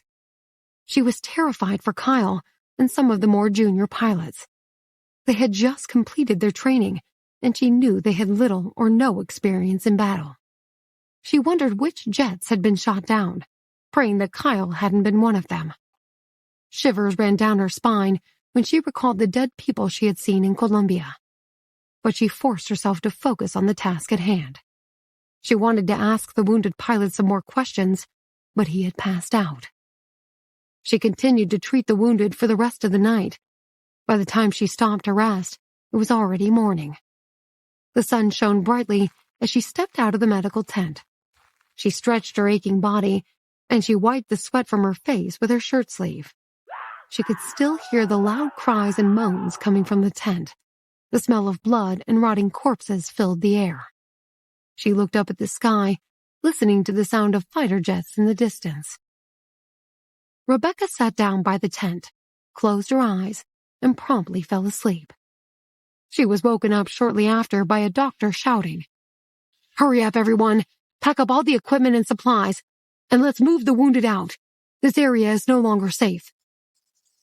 Rebecca jumped to her feet. She instinctively knew that the enemy was advancing and they were being forced to retreat. There was no time to ask questions, however. She rushed into the tent to help the medical team pack up. The wounded were placed on stretchers and then wheeled out to a convoy of vehicles. She was one of the last ones to jump onto the back of a pickup truck. She could hear the roar of the fighter jets in the distance as she looked up at the sky. The jets appeared seconds later, circling and doing nosedives. The sound of explosions could be heard everywhere. She couldn't tell if the aircraft belonged to the military base or the Guatemalan militia since they were too far away. The truck she was in traveled across the desert with the rest of the convoy until the fighter jets were no longer visible. Her mind was spinning. No one knew what was happening. It wasn't until they reached a small village that they found out the battle had reached a stalemate. Both the enemy and the Mexican government had fighter jets in the air, and a ground war was raging.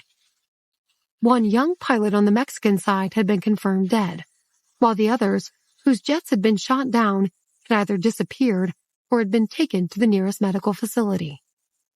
Rebecca was horrified when she heard the name of the pilot who had died. He had only been 30 years old, and she had met him at the military base. She recalled that he had always been slightly shy and awkward around her. His nickname at the base had been Big Bear because of his height and his facial hair. She couldn't believe he was gone, and she felt an indescribable sense of loss. The team of medics set up the makeshift tent just outside the village, and soon other injured soldiers began to arrive. Rebecca wiped the tears from her eyes as she watched a nurse cover a soldier with a white sheet. He had suffered from multiple bullet wounds to the chest, and they hadn't been able to save him. He was soon carried out on a stretcher and dumped into a large hole that had been dug in the ground. Rebecca was too exhausted and upset to do anything, so she found an empty bed in the corner of the tent and lay down. She woke up to the sound of a fighter jet an hour later. She jumped out of the bed and ran out of the tent. She shielded her eyes from the sunlight, trying to get a better look at the jet that had just landed a few hundred feet away. She was relieved to see it was from the military base. She stared at the pilot, who had just climbed out of the cockpit. He was wearing a military uniform, and she couldn't see his face clearly, but she instantly recognized his walk. It was Kyle. She breathed a sigh of relief when she saw that he was okay. He was surprised to see her there. He walked up to her and caressed her cheek. "Rebecca, what are you doing here?" Her eyes filled with tears. "I'm with the medical team. It was the only way I could help." He cupped her face in his hands and looked into her eyes. She was as tiny and fragile as a porcelain doll. He then put his arms around her and hugged her tightly without saying a word. Rebecca sighed, lost in his strong and warm embrace. She could feel his heart pounding in his chest. "Did you hear about Big Bear?" she asked in a muffled voice. "Yes, I did. He was a close friend. I learned a lot from him during training." She stroked his back. "I'm so sorry. I wish there was something I could do." He pulled away and looked at her with a solemn expression. "I have to go now. Remember what I told you yesterday? Wait for me." She swallowed the lump in her throat, remembering how he had carried her on his back around the military base years ago, and then again in the desert. Despite his reckless ways, she knew that, deep inside, he was a good person. "Promise me that you'll return safely, okay? I don't want anything to happen to you." He nodded and wiped away her tears. Overcome with emotion, he leaned closer and kissed her tenderly on the lips. The kiss between Kyle and Rebecca was brief, but fire shot through them both. "Don't worry. I'll come back." Kyle's voice was firm and confident. Then he put on his helmet, turned around, and got into the fighter jet without looking back. Rebecca watched as the jet roared into action, took off, and disappeared from view. She stood there for what felt like a long time, staring into the distance. Eventually, she took a deep breath, and then she ran back into the medical tent. For the next few weeks, she treated the wounded continuously. The front line was constantly moving, so there was a nonstop flow of injured soldiers to attend to. Until one day, news of victory finally reached them. An Allied fighter aircraft had made a direct hit on the enemy's elite troop base. The highest commander of the Guatemalan militia troop had died in the battle, and they had surrendered. The two sides signed a truce, and both armies returned home. When Rebecca heard the news, she burst into tears of joy and relief. All her pent-up emotions could finally break free. The tension in the medical station fell away, and all the doctors and nurses relaxed. Everyone hugged each other and cried.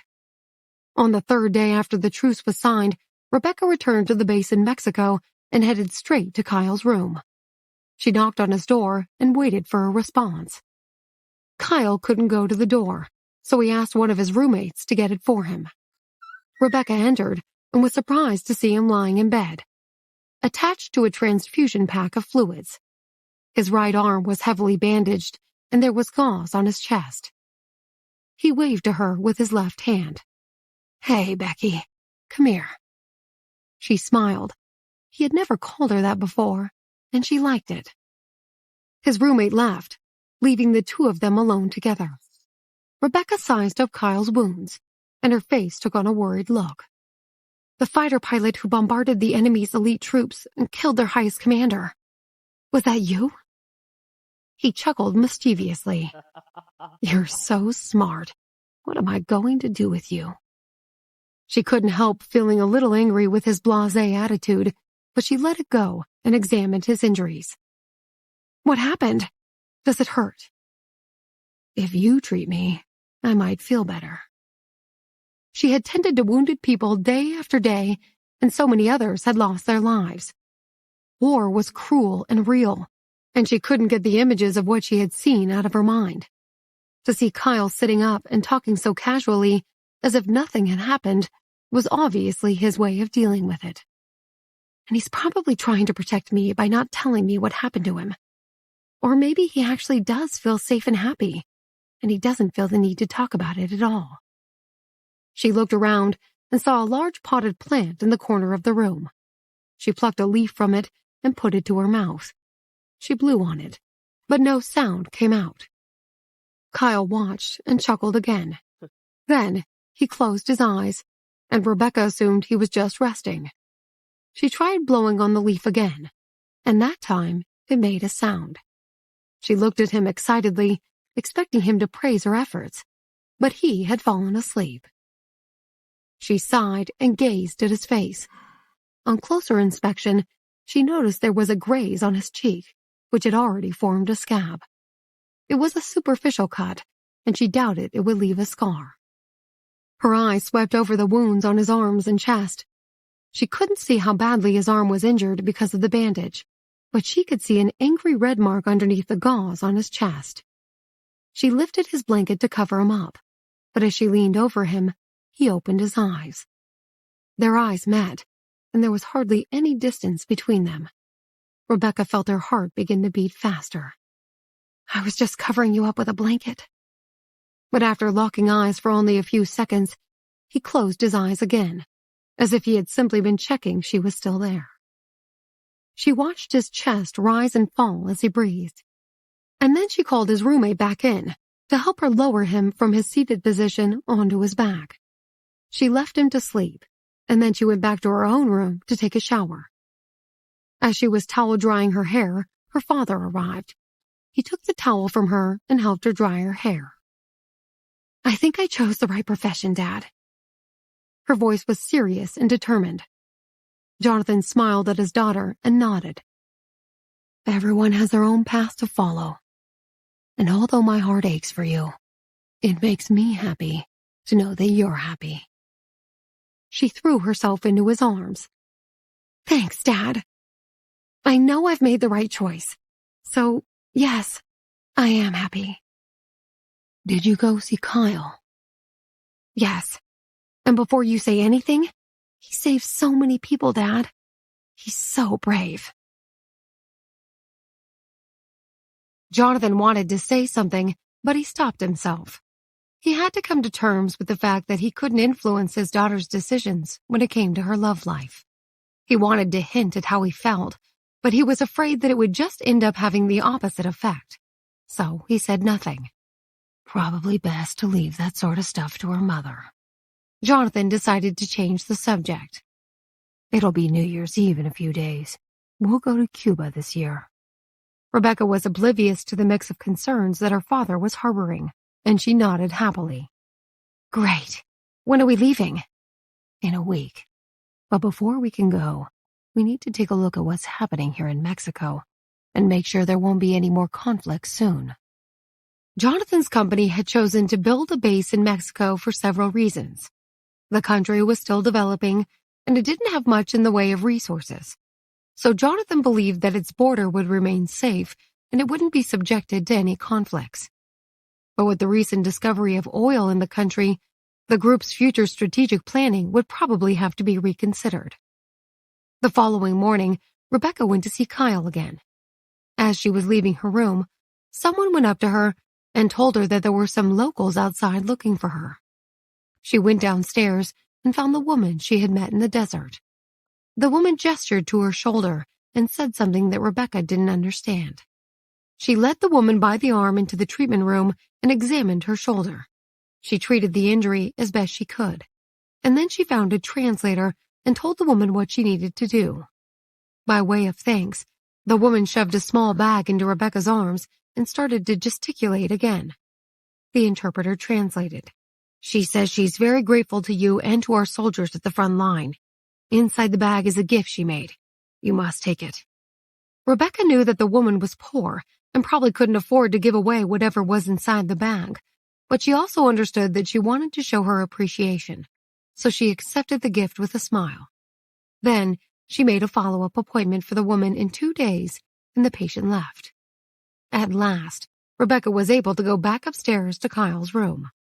She sat on the edge of his bed and opened the bag, explaining that it was a gift from the woman they had met in the oasis. I wonder what it could be. She pulled out a package and found that it was a homemade cake. It's probably been made from local crops. It looks pretty good, and it smells good too. She broke off a piece of cake and tasted it.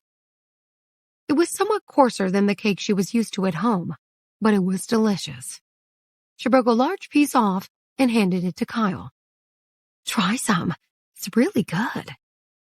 With his injured arm, he couldn't hold the cake and break some off to eat at the same time, so he asked Rebecca to feed it to him. You're right. That's some delicious cake. When he finished eating, Rebecca realized she had fed him from the piece of cake that she had cut off for herself. She frowned. Oh, did I eat the wrong one? He smiled at her with a despondent look. Just break me off another piece. She cut another slice of cake and placed it in his left hand.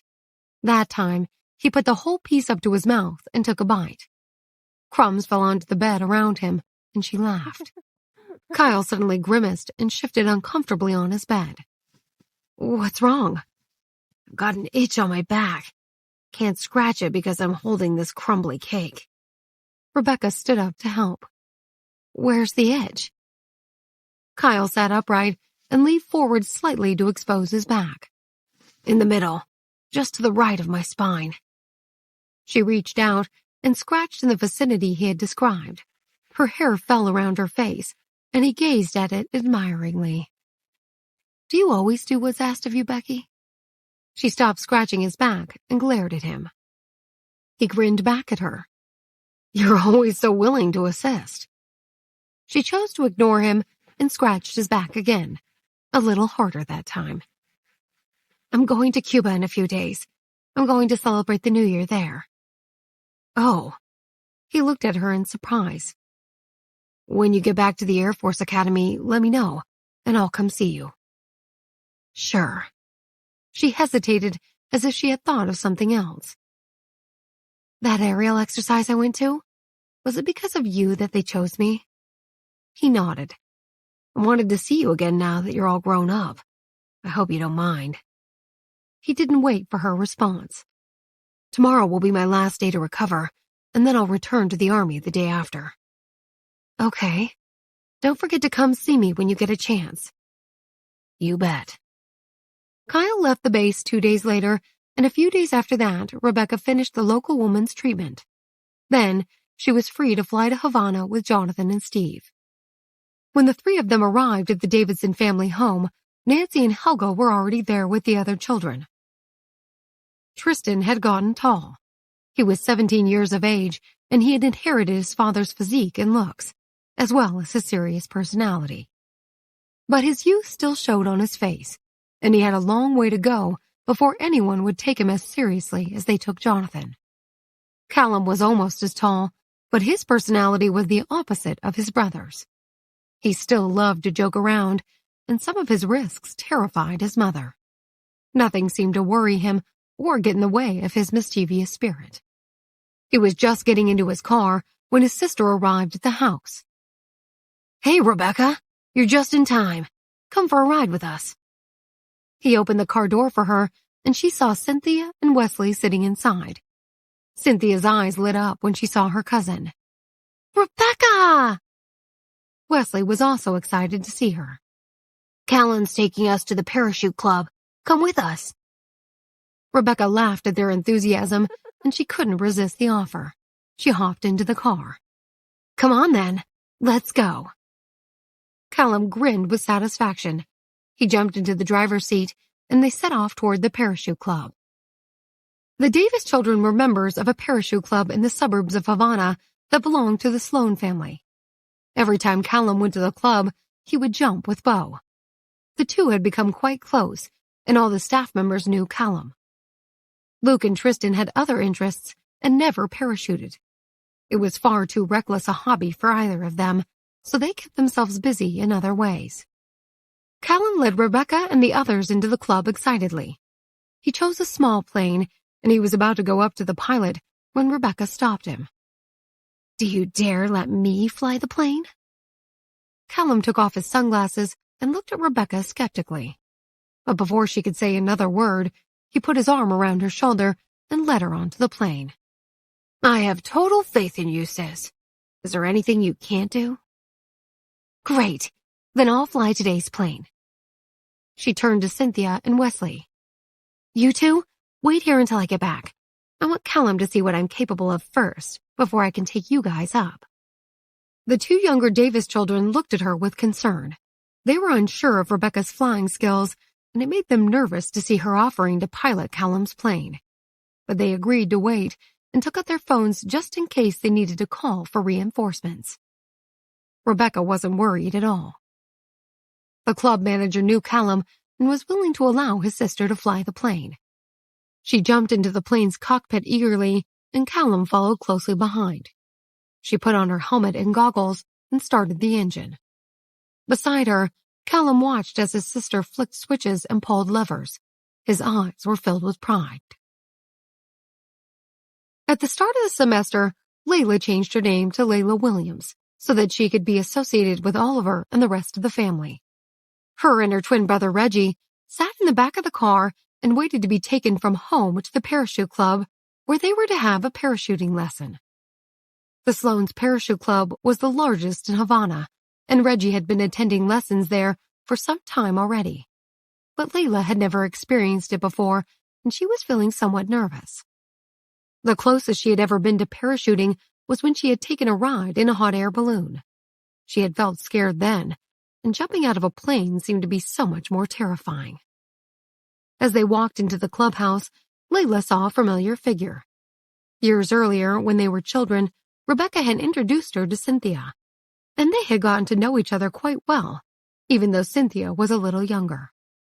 Layla hadn't seen her since she had left Havana, and she was surprised and delighted to see her old friend again. "Cynthia!" Cynthia turned at the sound of her name being called and saw a girl and a boy walking toward her. The girl looked excited, but the boy looked less enthusiastic. At first, Cynthia didn't recognize them, but then it came to her. "Layla? And Reggie!" Layla went up to her and hugged her. "What are you doing here?" "I'm waiting for my cousins." Layla didn't know that Cynthia was from the Davis family. "My brother and I are here for a parachuting lesson. Are you learning too? Do you know how to do it? I'm terrified." Cynthia shook her head. I'm not very good at it. I did it twice overseas before, and the coach told me about this place. But today, my cousin Callum said he wanted to teach me, so I agreed to give it a go. Layla nodded and looked around. Where's your cousin now? Cynthia pointed to the sky. He's probably about to jump. Just as she spoke, they all looked up and saw a figure flying from the sky. The figure gradually grew bigger and bigger until its parachute opened and sprung back upward before gently descending again. Callum controlled his landing position and slowly landed about 100 feet away from the group. At the same time, Rebecca brought the plane down and landed on the nearby runway. She switched off the engine and jumped down onto the tarmac. She removed her helmet and her long, shiny hair flowed out.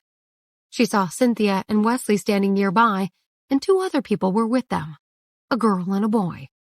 As she walked toward them, the girl ran to her. Rebecca! Rebecca was astonished to see her old friend, Layla, and beside her, her twin brother, Reggie.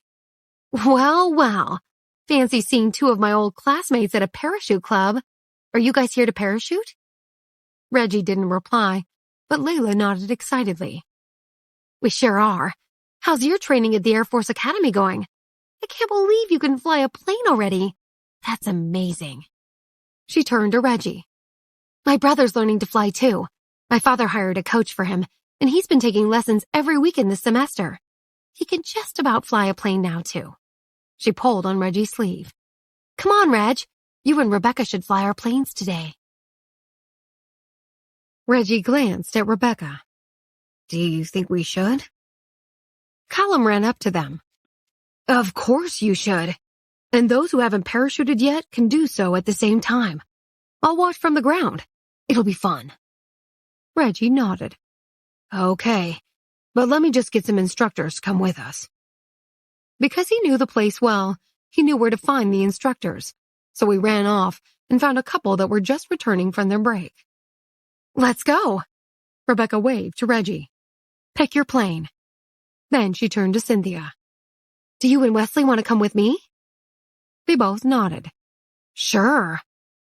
But there was only room for 2 passengers on each plane, and because Cynthia was so nervous, she told her brother to go first. Rebecca took Wesley and one of the instructors onto the plane. She started the engine and they took off. She loved the feeling she got as the aircraft left solid ground and began to soar into the air. Flying a civilian plane was so much easier than flying a fighter jet. Not only were the controls less complicated, but there was no danger to life. To her, it was the most relaxing feeling in the world. The instructor gave Wesley a comprehensive briefing. As it was the boy's first time, he agreed to do a tandem jump with the instructor. Wesley listened intently and tried to commit everything the man said to memory. His excitement rose as quickly as the plane. Once Rebecca's aircraft was far enough away, Reggie was given the go-ahead to take off. Remembering everything he had learned, he flicked the controls and his plane took off down the short runway. It was the first time he had flown without his instructor, but he wasn't nervous. He was familiar with that type of aircraft, and he remained calm. He listened to the parachute instructor briefing Layla in the cabin behind him. The plane rose into the air, and he saw Rebecca's aircraft in the distance. The words she had said to him years ago resounded in his ears. One day, I'm going to find a boyfriend who's also a pilot, and we'll fly planes together. Reggie subconsciously tightened his grip on the control stick and tried to push his thoughts out of his mind. The 2 planes circled in the sky. After several minutes, it was time for Layla and Wesley to jump. They were each securely strapped to their instructors by the time the doors opened, and both pairs of parachutists jumped out at the same time. The 2 pilots gave their jumpers time to drop to a safe distance, and then they each prepared their aircraft for landing. As Rebecca came in to land, she remembered the trick that Kyle had taught her, and she decided to try it out. She put the plane into a nosedive, and then she pulled it back quickly. The trick worked. She felt a thrill of utter excitement. On the ground below, Callum and Cynthia's hearts leaped into their mouths as they watched her plane plummet toward the ground, and Cynthia screamed in horror. To them, it looked like Rebecca had lost control of her aircraft and was about to crash. Their relief when she pulled back up was palpable. From the air, Reggie watched Rebecca's plane make a rapid descent, and he too was horrified. It rattled him so much that when he landed, he lost concentration and he came down with too much speed.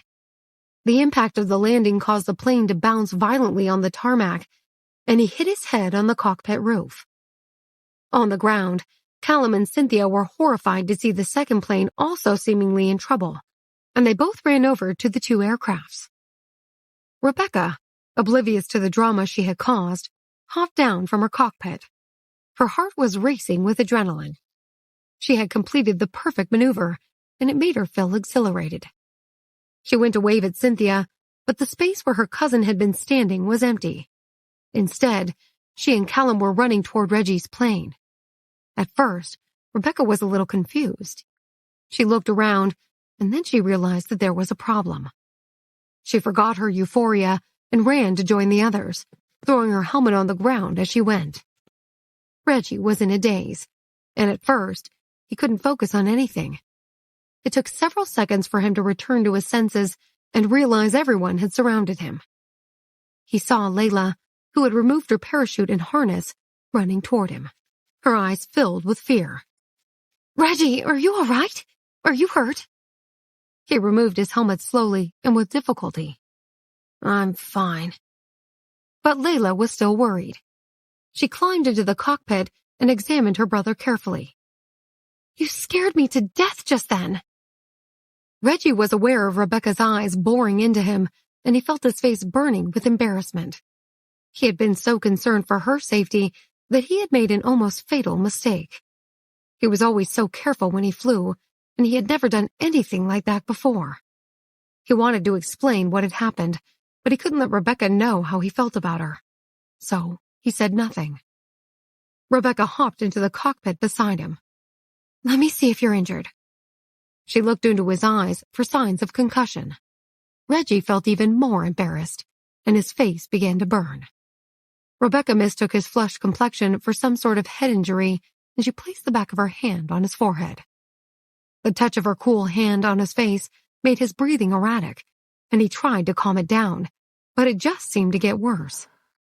She was so close to him. All he wanted to do was reach out and run his fingers through her hair. "Relax. Just take some slow, deep breaths. You're probably in a bit of shock, but I think you'll be okay." Layla watched as Rebecca helped her brother. "It's okay, Reggie. You can trust Rebecca. Her medical skills are really good. She's been learning since she was 5. Don't be nervous." Reggie's hand hung by his side, and he clenched and unclenched his fist repeatedly. He had to do something to distract himself from the closeness of her. Rebecca continued to examine her patient, and when she was satisfied that Reggie was okay, she let go of him. "I'm not 100% sure you don't have a concussion, but your pupils aren't too dilated, so it should be okay. But tell me, do you have trouble sleeping?" Everyone looked at her curiously, wondering what insomnia had to do with Reggie's bump to the head. Callum looked particularly interested. "What do you mean, sis?" "I'm thinking that Reggie's accident might have been caused by tiredness. It's easy to lose concentration when you're overtired, and pilots really can't afford to let that happen. You suffer from insomnia, am I right?" Reggie looked her in the eye, and his heart fluttered again. "My trouble sleeping has nothing to do with what happened today. If only you knew the real reason." "How long has it been going on?" Then she turned to Layla. "Sometimes it's a hereditary condition. Do you suffer from it too?" Layla shook her head. "Nope. I sleep just fine. 8 undisturbed hours every night." She looked at her brother. "Do you have trouble sleeping? How often does it happen?" "Not often. Only now and again. On those nights, I probably only get 2 or 3 hours of sleep." Rebecca nodded and frowned. It can be a problem, but it can also be treated. I'll prescribe some medication for you. But it's also good to practice meditation. Deep, regular breathing can do wonders for sleep. Just 10 minutes every night when you get into bed." She stepped down from the cockpit of the plane. "Let's find a place to sit down and talk." Callum helped Reggie down, and then he turned to Layla. Since your brother and my sister have other matters to attend to, how about you and I go jump off a plane? Layla was eager to give it a go again, but she was also concerned for her brother. While she hesitated, Callum gathered Cynthia and Wesley, and they all waited for Layla's decision. Callum tried to convince her to go with them. Reggie's going to be fine if that's what you're worried about. He's in good hands with my sister. Layla agreed, and she followed the others back to the airplanes while Rebecca and Reggie went to the clubhouse office. It was quiet there. Rebecca found a pen and paper and wrote out instructions for Reggie. He sat on a couch and watched as she thought. He could tell she was thinking, because now and then she would stop and tap the end of her nose with her pen. He found it endearing, and he couldn't take his eyes off her. He recalled the way she made him feel when she was examining him just a few minutes earlier. Rebecca finished writing the instructions and handed the paper to Reggie. I'll prepare the medication for you. You have to take it exactly as I've instructed. It'll take about 3 months to completely cure your insomnia, but you should start noticing some effects after only a week or so. Insomnia isn't a big deal in itself, but the long-term damage it can have on people can be significant. Lack of sleep affects so many aspects of everyday life. It can't be taken seriously enough. Reggie took the piece of paper and looked at the words she had written. You have beautiful handwriting. Thanks, Rebecca beamed at him. I take great pride in it. So you should. I'm charging you for this, you know. Don't think just because I treated Bruno for free when we were kids, I'll do the same for you. I was just starting then, and now that I'm much more experienced, I can't afford to work for nothing. Reggie wasn't sure if she was teasing him or not. No, of course not. How much is the consultation fee? We're old friends, so you can pay me as you see fit. I don't have a standard fee, so just give me whatever you think it's worth. I refuse to treat the rich for free. Reggie decided she was being serious, and it made him smile inside. I didn't bring any cash with me, so I'll have to give it to you next time. Sure. I trust you not to go back on your word. She grinned at him. Now, I'm going to teach you some breathing techniques to help you fall asleep. Pay attention. She went and sat next to him on the couch. First of all, close your eyes. He was reluctant to do as he was told, so he just stared at her. It won't work unless your eyes are closed. He closed his eyes, and then Rebecca continued with her lesson. Take a long, deep breath through your nose. Hold it at the top, and then exhale long and slow through your mouth. Empty out your lungs. She demonstrated, and Reggie followed. They were so close to each other that he could feel his heart beating fast again. He listened to her instructions and found the effects of the breathing technique were already beginning to calm his pounding heart. Okay, that's the first technique. Some others are also effective. She began to describe and demonstrate the next method, and again, Reggie followed her lead. Now, make sure you remember these because you must do them every single night. She was worried he would forget, so she borrowed his phone and found some videos on the internet that she thought would help. She bookmarked them and told him to check them out. You can change them up and do a different one each night. Reggie looked into Rebecca's eyes. Do you like yoga? She nodded. Yes, I love it. That's how I learned all these meditation techniques. They have such a calming effect on the body. Reggie stood up, feeling much better. Can you give me your social media handle? Then I can get in touch with you about giving you the consultation fee. Sure. She took out her phone and opened her account. I used to have Layla's details. She and I used to be such good friends. Reggie added her to his contacts, and then he studied her profile picture. In it, she was wearing a full camouflage uniform and a flying helmet, and she was standing in front of a fighter jet. Was this at your training academy? No, it's at a training base in Mexico. Then she looked at his profile picture and burst out laughing. Are you serious? Your profile picture is just a black blob. I couldn't find a picture I liked. Can't you just take a selfie? Then she seemed to realize something. Oh, I get it. You teenage boys think that selfies aren't cool. What do you mean? You're a teenager yourself. I'm a month older than you. Rebecca chuckled. We girls are much more mentally mature. Then she became serious. Don't fly a plane again today. I want you to go to the hospital and get checked out, just to make sure there's no concussion. I will. Thank you, Rebecca. You're welcome. Now I'm going to find the others. You rest here for a while. He watched as she ran to join the others, and he smiled to himself. The feelings inside him seemed to have been fed and watered and were blossoming into something beautiful. He felt his heart beat fast again, and he closed his eyes and took a long, deep breath. Rebecca continued to fly the plane while the others parachuted. After some time, she asked one of the pilots at the club to fly so that she could also have a go at parachuting. She took a picture of herself sitting in the plane before she jumped, shared it on her social media accounts, and got many likes. There was no response from Kyle, but she knew that he was probably on a mission and without his phone. That afternoon, Oliver picked up Reggie and Layla. He took Reggie to the hospital to get checked for a concussion and heaved a sigh of relief when it was confirmed that there was no problem. After he left, Oliver turned to Reggie. Layla says that you made a mistake on the last landing. What happened? You've always been so careful and consistent while flying. Reggie glanced at him. I was just a bit nervous today. It was my first time flying without my instructor. Oliver patted his son's shoulder. You need to learn to remain calm. Flying isn't like driving a car. Sometimes, a small mistake will lead you to unpredictable consequences. Okay, Dad, I'll try. Reggie went back to his room, where he opened a drawer and took out a bank card.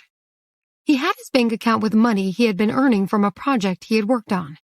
He had managed to save around $10,000, and although it wasn't much compared to what his father had, he had earned every penny of it himself. He hadn't expected to put the money to use so soon, but he had found a use for it.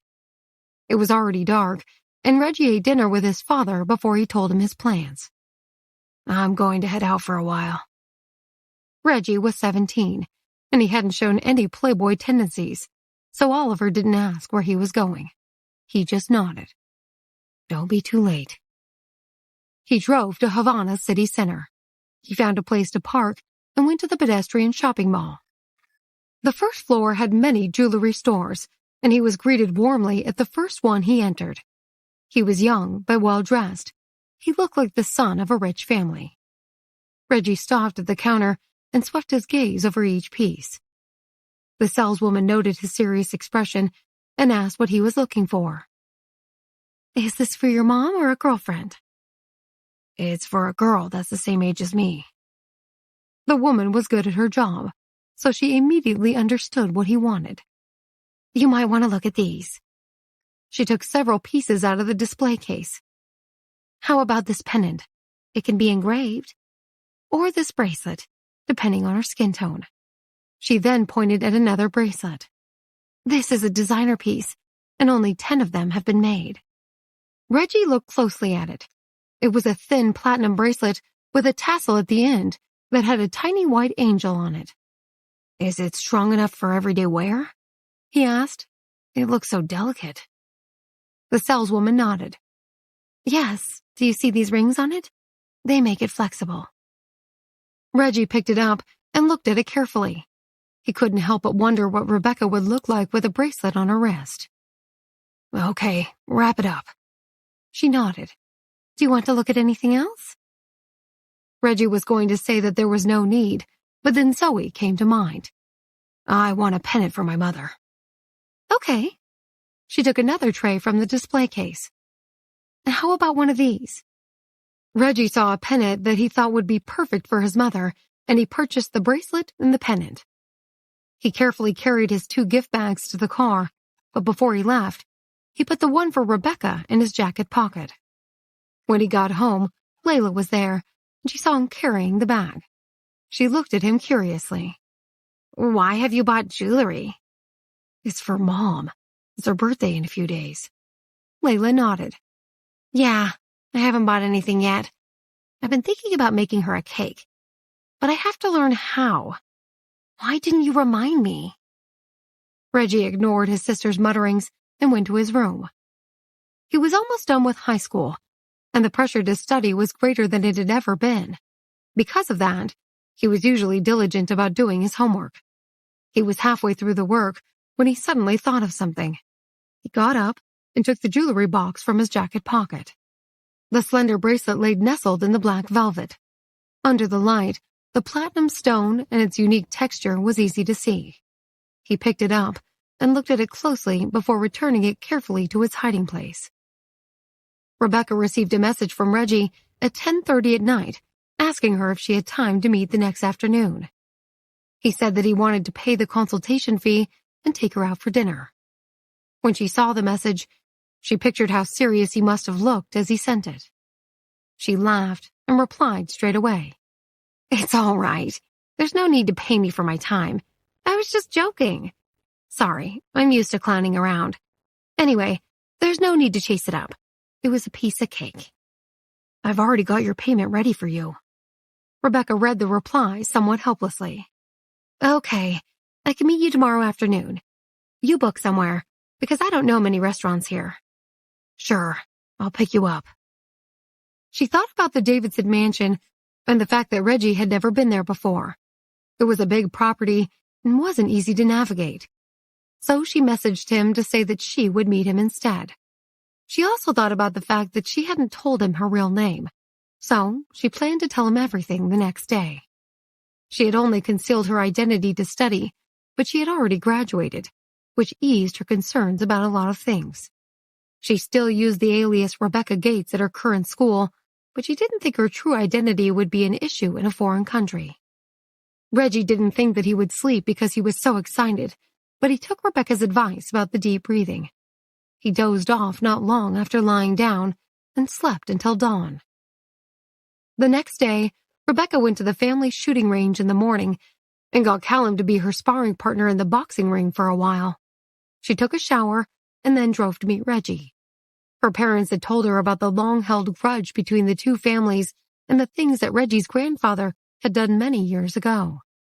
Jonathan had also said that the ill feelings of the past had been settled and put aside, and that he had no objections to Rebecca becoming friends with the descendants of the Williams family. He had stated that he wouldn't be keen on a marriage, but everything else would be acceptable. Rebecca spotted Reggie as soon as she arrived. He was wearing a suit, but he still looked youthful. She knew that he was the same age as she was, but she felt so much older than many people her age because she had graduated a year early because of her experiences with war and political unrest in Mexico and Colombia. Reggie waved and pulled a chair out for her in a gentlemanly manner. She felt somewhat embarrassed by the spectacle he was making. You don't need to be so formal. We're just old classmates, so let's keep it casual. He sat down and looked at her across the table. I slept very well last night. Rebecca raised her eyebrows and smiled. Ah, it worked then. If you continue to meditate regularly, you can see permanent improvements. Reggie nodded quietly. He was thinking about something else, and under the table he was holding the gift he had bought for her. When Rebecca started to look at the menu, he rubbed the velvety box a few times. She decided on her order and asked him what he was having. He didn't even need to look at the menu to tell her what was on it, because he had been to the restaurant earlier that day and had memorized all the dishes. After the waiter left, Rebecca picked up her water and took a sip. How were your mock exam results? What school are you and Layla looking at? We did okay. We're both in the top 10 of our year and want to enroll at the University of Havana. Neither of us plans to go overseas. Rebecca nodded. That's good. You'll have a different experience from where I go to school. We wake up early every day for a run, and all our movements are completely militarized. They don't even open the gates on the weekends. If you want to go somewhere, you need to sign out. She knew that Reggie wasn't a naturally chatty person. To avoid awkwardness, she told him about some of the funny things that she had encountered during training. He listened politely and smiled in all the right spots. Is your family very strict? She asked suddenly. He was confused. What? I feel like your family is very strict with you. She paused while she thought about how best to continue. There's one more thing I haven't told you, and I want to come clean. Reggie interrupted Rebecca in an ungentlemanly manner as he brought the jewelry box out from under the table. He handed it over calmly and made sure to keep his face fairly bland too. This is the consultation fee. Rebecca was puzzled. She opened it and was dazzled by the bracelet inside. It was made of platinum, was very delicate, and the design appeared to be unique. She looked up. Reggie, my fee isn't that much. You don't have to give me this. He insisted. It's not that expensive for me. Rebecca was speechless. She couldn't say no, because she had told him that she would work for nothing when he could afford to pay. She didn't know how to react, so she just accepted it gracefully. It's very beautiful. Thank you. As she spoke, though, she was thinking about what she should give him of equal value in return. Reggie was staring at the box on the table. Do you want to try it on? She didn't want to hurt his feelings, so she nodded and put it on. The bracelet had a small clasp, and she struggled unsuccessfully to do it with the other hand. He watched for a while and could feel his heart beating faster with every second. Eventually, he got up. I'll help you. Thank you. She held out her wrist, and he reached for the ends of the bracelet. His palms began to sweat. He had researched how the clasp operated, but he was finding it quite difficult to do. He managed it on the 5th try and heaved a huge sigh of relief. Rebecca was laughing. Is it the first time you've done that? He looked down in embarrassment and responded faintly. Yes. She was suddenly curious. Have you ever had a girlfriend before? He kept his gaze focused on her slender wrist. No. I thought that handsome guys like you, who had a good family background, started dating early. He looked up quickly when she said that. I didn't. What a well-behaved child. She sighed and changed the topic. Is your sister dating Bruno? I don't know. She didn't say. I thought there was something fishy between them when I was young. She raised her arm and discovered that there were 2 tiny bells underneath the little angel. She realized that when she waved her hand, the bells tinkled softly. This bracelet's awesome. He was delighted by the light in her eyes. Yes, I think so too. He thought she looked beautiful wearing it. Their food came quickly, and they started to eat. Halfway through, Rebecca started the conversation again. What do you like to do? I mean, what hobbies do you have? Racing. Her first thought was that racing was far harder than baseball or skiing to find an equivalent gift. She knew that she wouldn't have enough money of her own, but she didn't think that he would accept anything anyway, even if she used family money. They chatted as they ate, and it wasn't until they were leaving the restaurant that she had an idea. She couldn't get him a racing car, but she could find a model one for him. The Davis Group had produced a model of their autonomous vehicle. It wasn't big, but it was a replica of one of their top model cars on a scale of 20-1. Every time that model went on sale, it sold out, and there were many resold online. With that in mind, Rebecca sent a message to Tristan, asking him to help contact the Havana branch to see if he could transfer one over. He replied quickly, saying that while there were none on sale in the area, the branch manager had a couple set aside for himself. He was happy for her to have one. The offices weren't far from where they were, so Rebecca suggested to Reggie that they go for a stroll in that direction. He had thought that she would want to go home after the meal and had been thinking about how to keep him with her for a while longer, so he agreed readily to the walk. Rebecca had been thinking about what she should say next, but Reggie suddenly started to open up. He talked about the changes that had happened in Havana in the years that she had been gone. The weather was quite cold. She was wearing a knitted hat, and half of her face was obscured by her scarf. There wasn't a lot of her face exposed, but her eyes were shining brightly. He noticed and couldn't look away. She decided that it was time to tell him who she was. Oliver struggled to break free of Jacob's grasp. His collar was choking him, and he could barely breathe. Jacob tightened his grip. Can you bring my family back, you scumbag? Tell me you can, and I'll hand over the Franklin Group and everything I have. I don't care if I become penniless." They stood there glaring at one another for a few moments. Jacob finally let go of Oliver and turned to Stuart. "I suggest the two of you get lost before I do something I'm going to regret." Jacob was taller and stronger than them. After 2 years of working out, he had large muscles and a frightening presence. Stuart glanced at Oliver, who was turning ghastly pale. He grabbed his arm to support him. "Boss, are you all right?" Oliver was still undergoing radiation, and the tumor had significantly weakened him. He was not the man he used to be. "I'll be okay. Let's get out of here." The two quickly left. Jonathan stared after them, and then he patted Jacob on the shoulder. "We should go too. How about some lunch?" "I'm sorry if I lost my self-control." "Don't worry about it.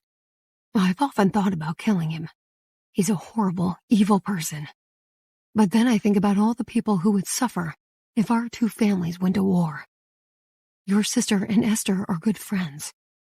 If I did anything to Oliver, Esther would never forgive me. I'm not willing to take that risk." Jacob nodded. "I understand. If I were single, things would be different. I could do as I please, and I'd only have myself to think of. But my family's happiness and safety comes first now. Even though I'd love to punish Oliver for what he and his father did to my 3 brothers, Steve and me." "Yeah, I get it. I just wish we could get rid of him somehow. I bet he has a lot of henchmen, though. At least we got our revenge by taking half of the Williams family's assets." Jonathan sighed. "When I was your age, I was even more impulsive than you. If Nancy had told me then that Arthur had been responsible for the deaths of your parents, I would have flown to Cuba immediately and strangled both him and Oliver a long time ago. That would have saved us a lot of trouble." Jonathan laughed. "But if they had killed me instead, I don't know who your sister would have married."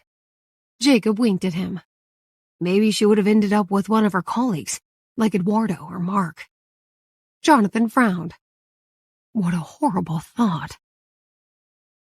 They got into their car and drove back to the Davidson villa. It was much warmer than usual in Cuba that January, and the triplets were outside in the garden with Nancy when Jonathan and Jacob arrived. Rebecca was building a toy airplane, Tristan was building a robot, and Callum was running around, chasing his remote-controlled toy car.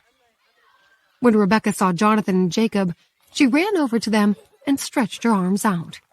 Jacob laughed. "We can't both pick you up." "Yes, you can. You can hold hands, and I can sit on your arms." Jacob and Jonathan exchanged glances and smiled. She stomped her feet impatiently and pouted. "Come on, please. Don't you love me anymore?" "What a spoiled brat," Callum remarked. "Poor Rebecca. No one loves her." He pretended to wipe a tear away. Nancy burst out laughing. "You're quite the actor, aren't you, Callum?" She watched in amusement as her husband and brother locked arms, squatted so Rebecca could climb on, and then awkwardly carried her around the lawn. Rebecca was overjoyed. She put her arms around their necks and looked around proudly. "Can you carry me around for a while? I'll tell you where to take me." Nancy took out her phone and followed them around, recording a video. Callum went up behind her and he wrapped his arms around her waist. "Mommy, I want you to pick me up too." She bent over and caressed his cheek. "You're too heavy for Mommy. You'll be 6 years old in a few months, sweetie." He crossed his arms and frowned. "How come Rebecca gets to be carried around? We're the same age." Nancy sighed and knelt on the grass. "Okay, I can give you a piggyback."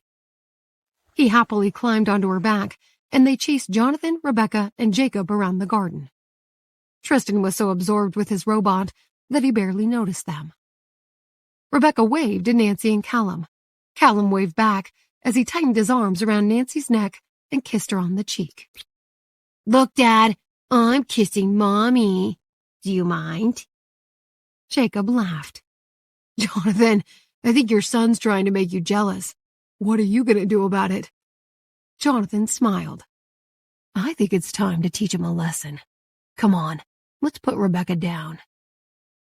They gently lowered her, and then Jonathan asked her to close her eyes. She covered her face with her hands, peeking through her fingers. Jonathan walked over to Nancy and planted a big wet kiss on her lips. He then looked at Callum triumphantly. I can kiss Mommy too. His son was speechless. Nancy laughed. She glanced over at Tristan, who was busy installing a light sensor on his robot and was so completely oblivious to his surroundings. He's just like me, she thought. He doesn't care about playing. He just wants to build things. Jonathan, Nancy, Jacob, and the triplets stayed in Cuba for a week before returning to New York. Jacob didn't stay in New York long. His company was so busy that he had to get back to Houston as soon as possible. Katie went with him, and they both got very busy with school and work again very quickly. 2 years passed in the blink of an eye. In November, New York welcomed the first early snowfall of winter. Several new mobile games were launched that month and quickly spread across the internet. The most popular was called City Speed. The game was different from other competing games in that it didn't require much mobile storage space, and it could be played anywhere by anyone with a mobile phone. But the game's main selling point was that it was quick to play, which made it popular with busy corporate workers who could play around as they snatched a few minutes break. Most games were played one round at a time, so if a player quit midway, they could lose points, which would affect their leveling. But in City Speed, players could close the game whenever they wished, and their progress would be saved. And with each advancement, a player was rewarded with various virtual gifts to enhance their playing experience. It became popular for players to exchange their rewards through social media, and many new friendships were formed as a result of the social interaction. There were several other similar games on the market.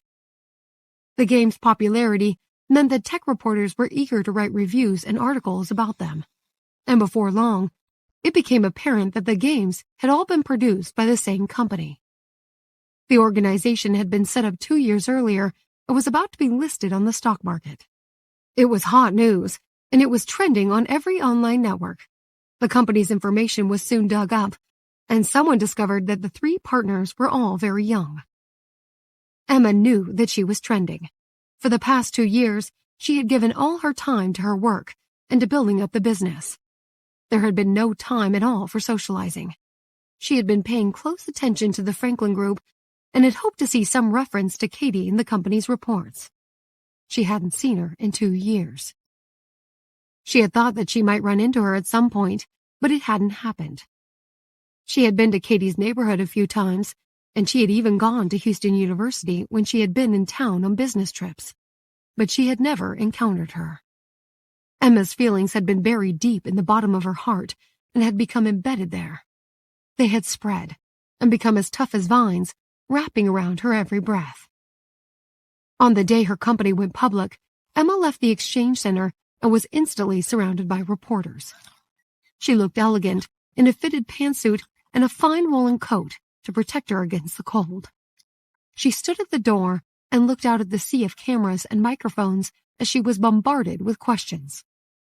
Miss Penn, what plans do you have for the company going forward? Miss Penn, you started building your company 2 years ago. What's the most difficult thing you've encountered along the way? You're also a member of the core research and development team at Brightstar. Now that you've entered the gaming industry in your own right, is there any conflict of interest? Emma considered her response. My company's plans will continue in the same direction for the next 2 years. There are no conflicts between us and Brightstar. Everyone knows that Brightstar produces large-scale games, including AI, VR, holographics, and so on, which is very different from our proposition of short, sharp, simple games. So, in actual fact, we complement each other. She paused for the reporters to take in what she had said. As for the difficulties we've encountered, perhaps the biggest problem is that there's never enough time.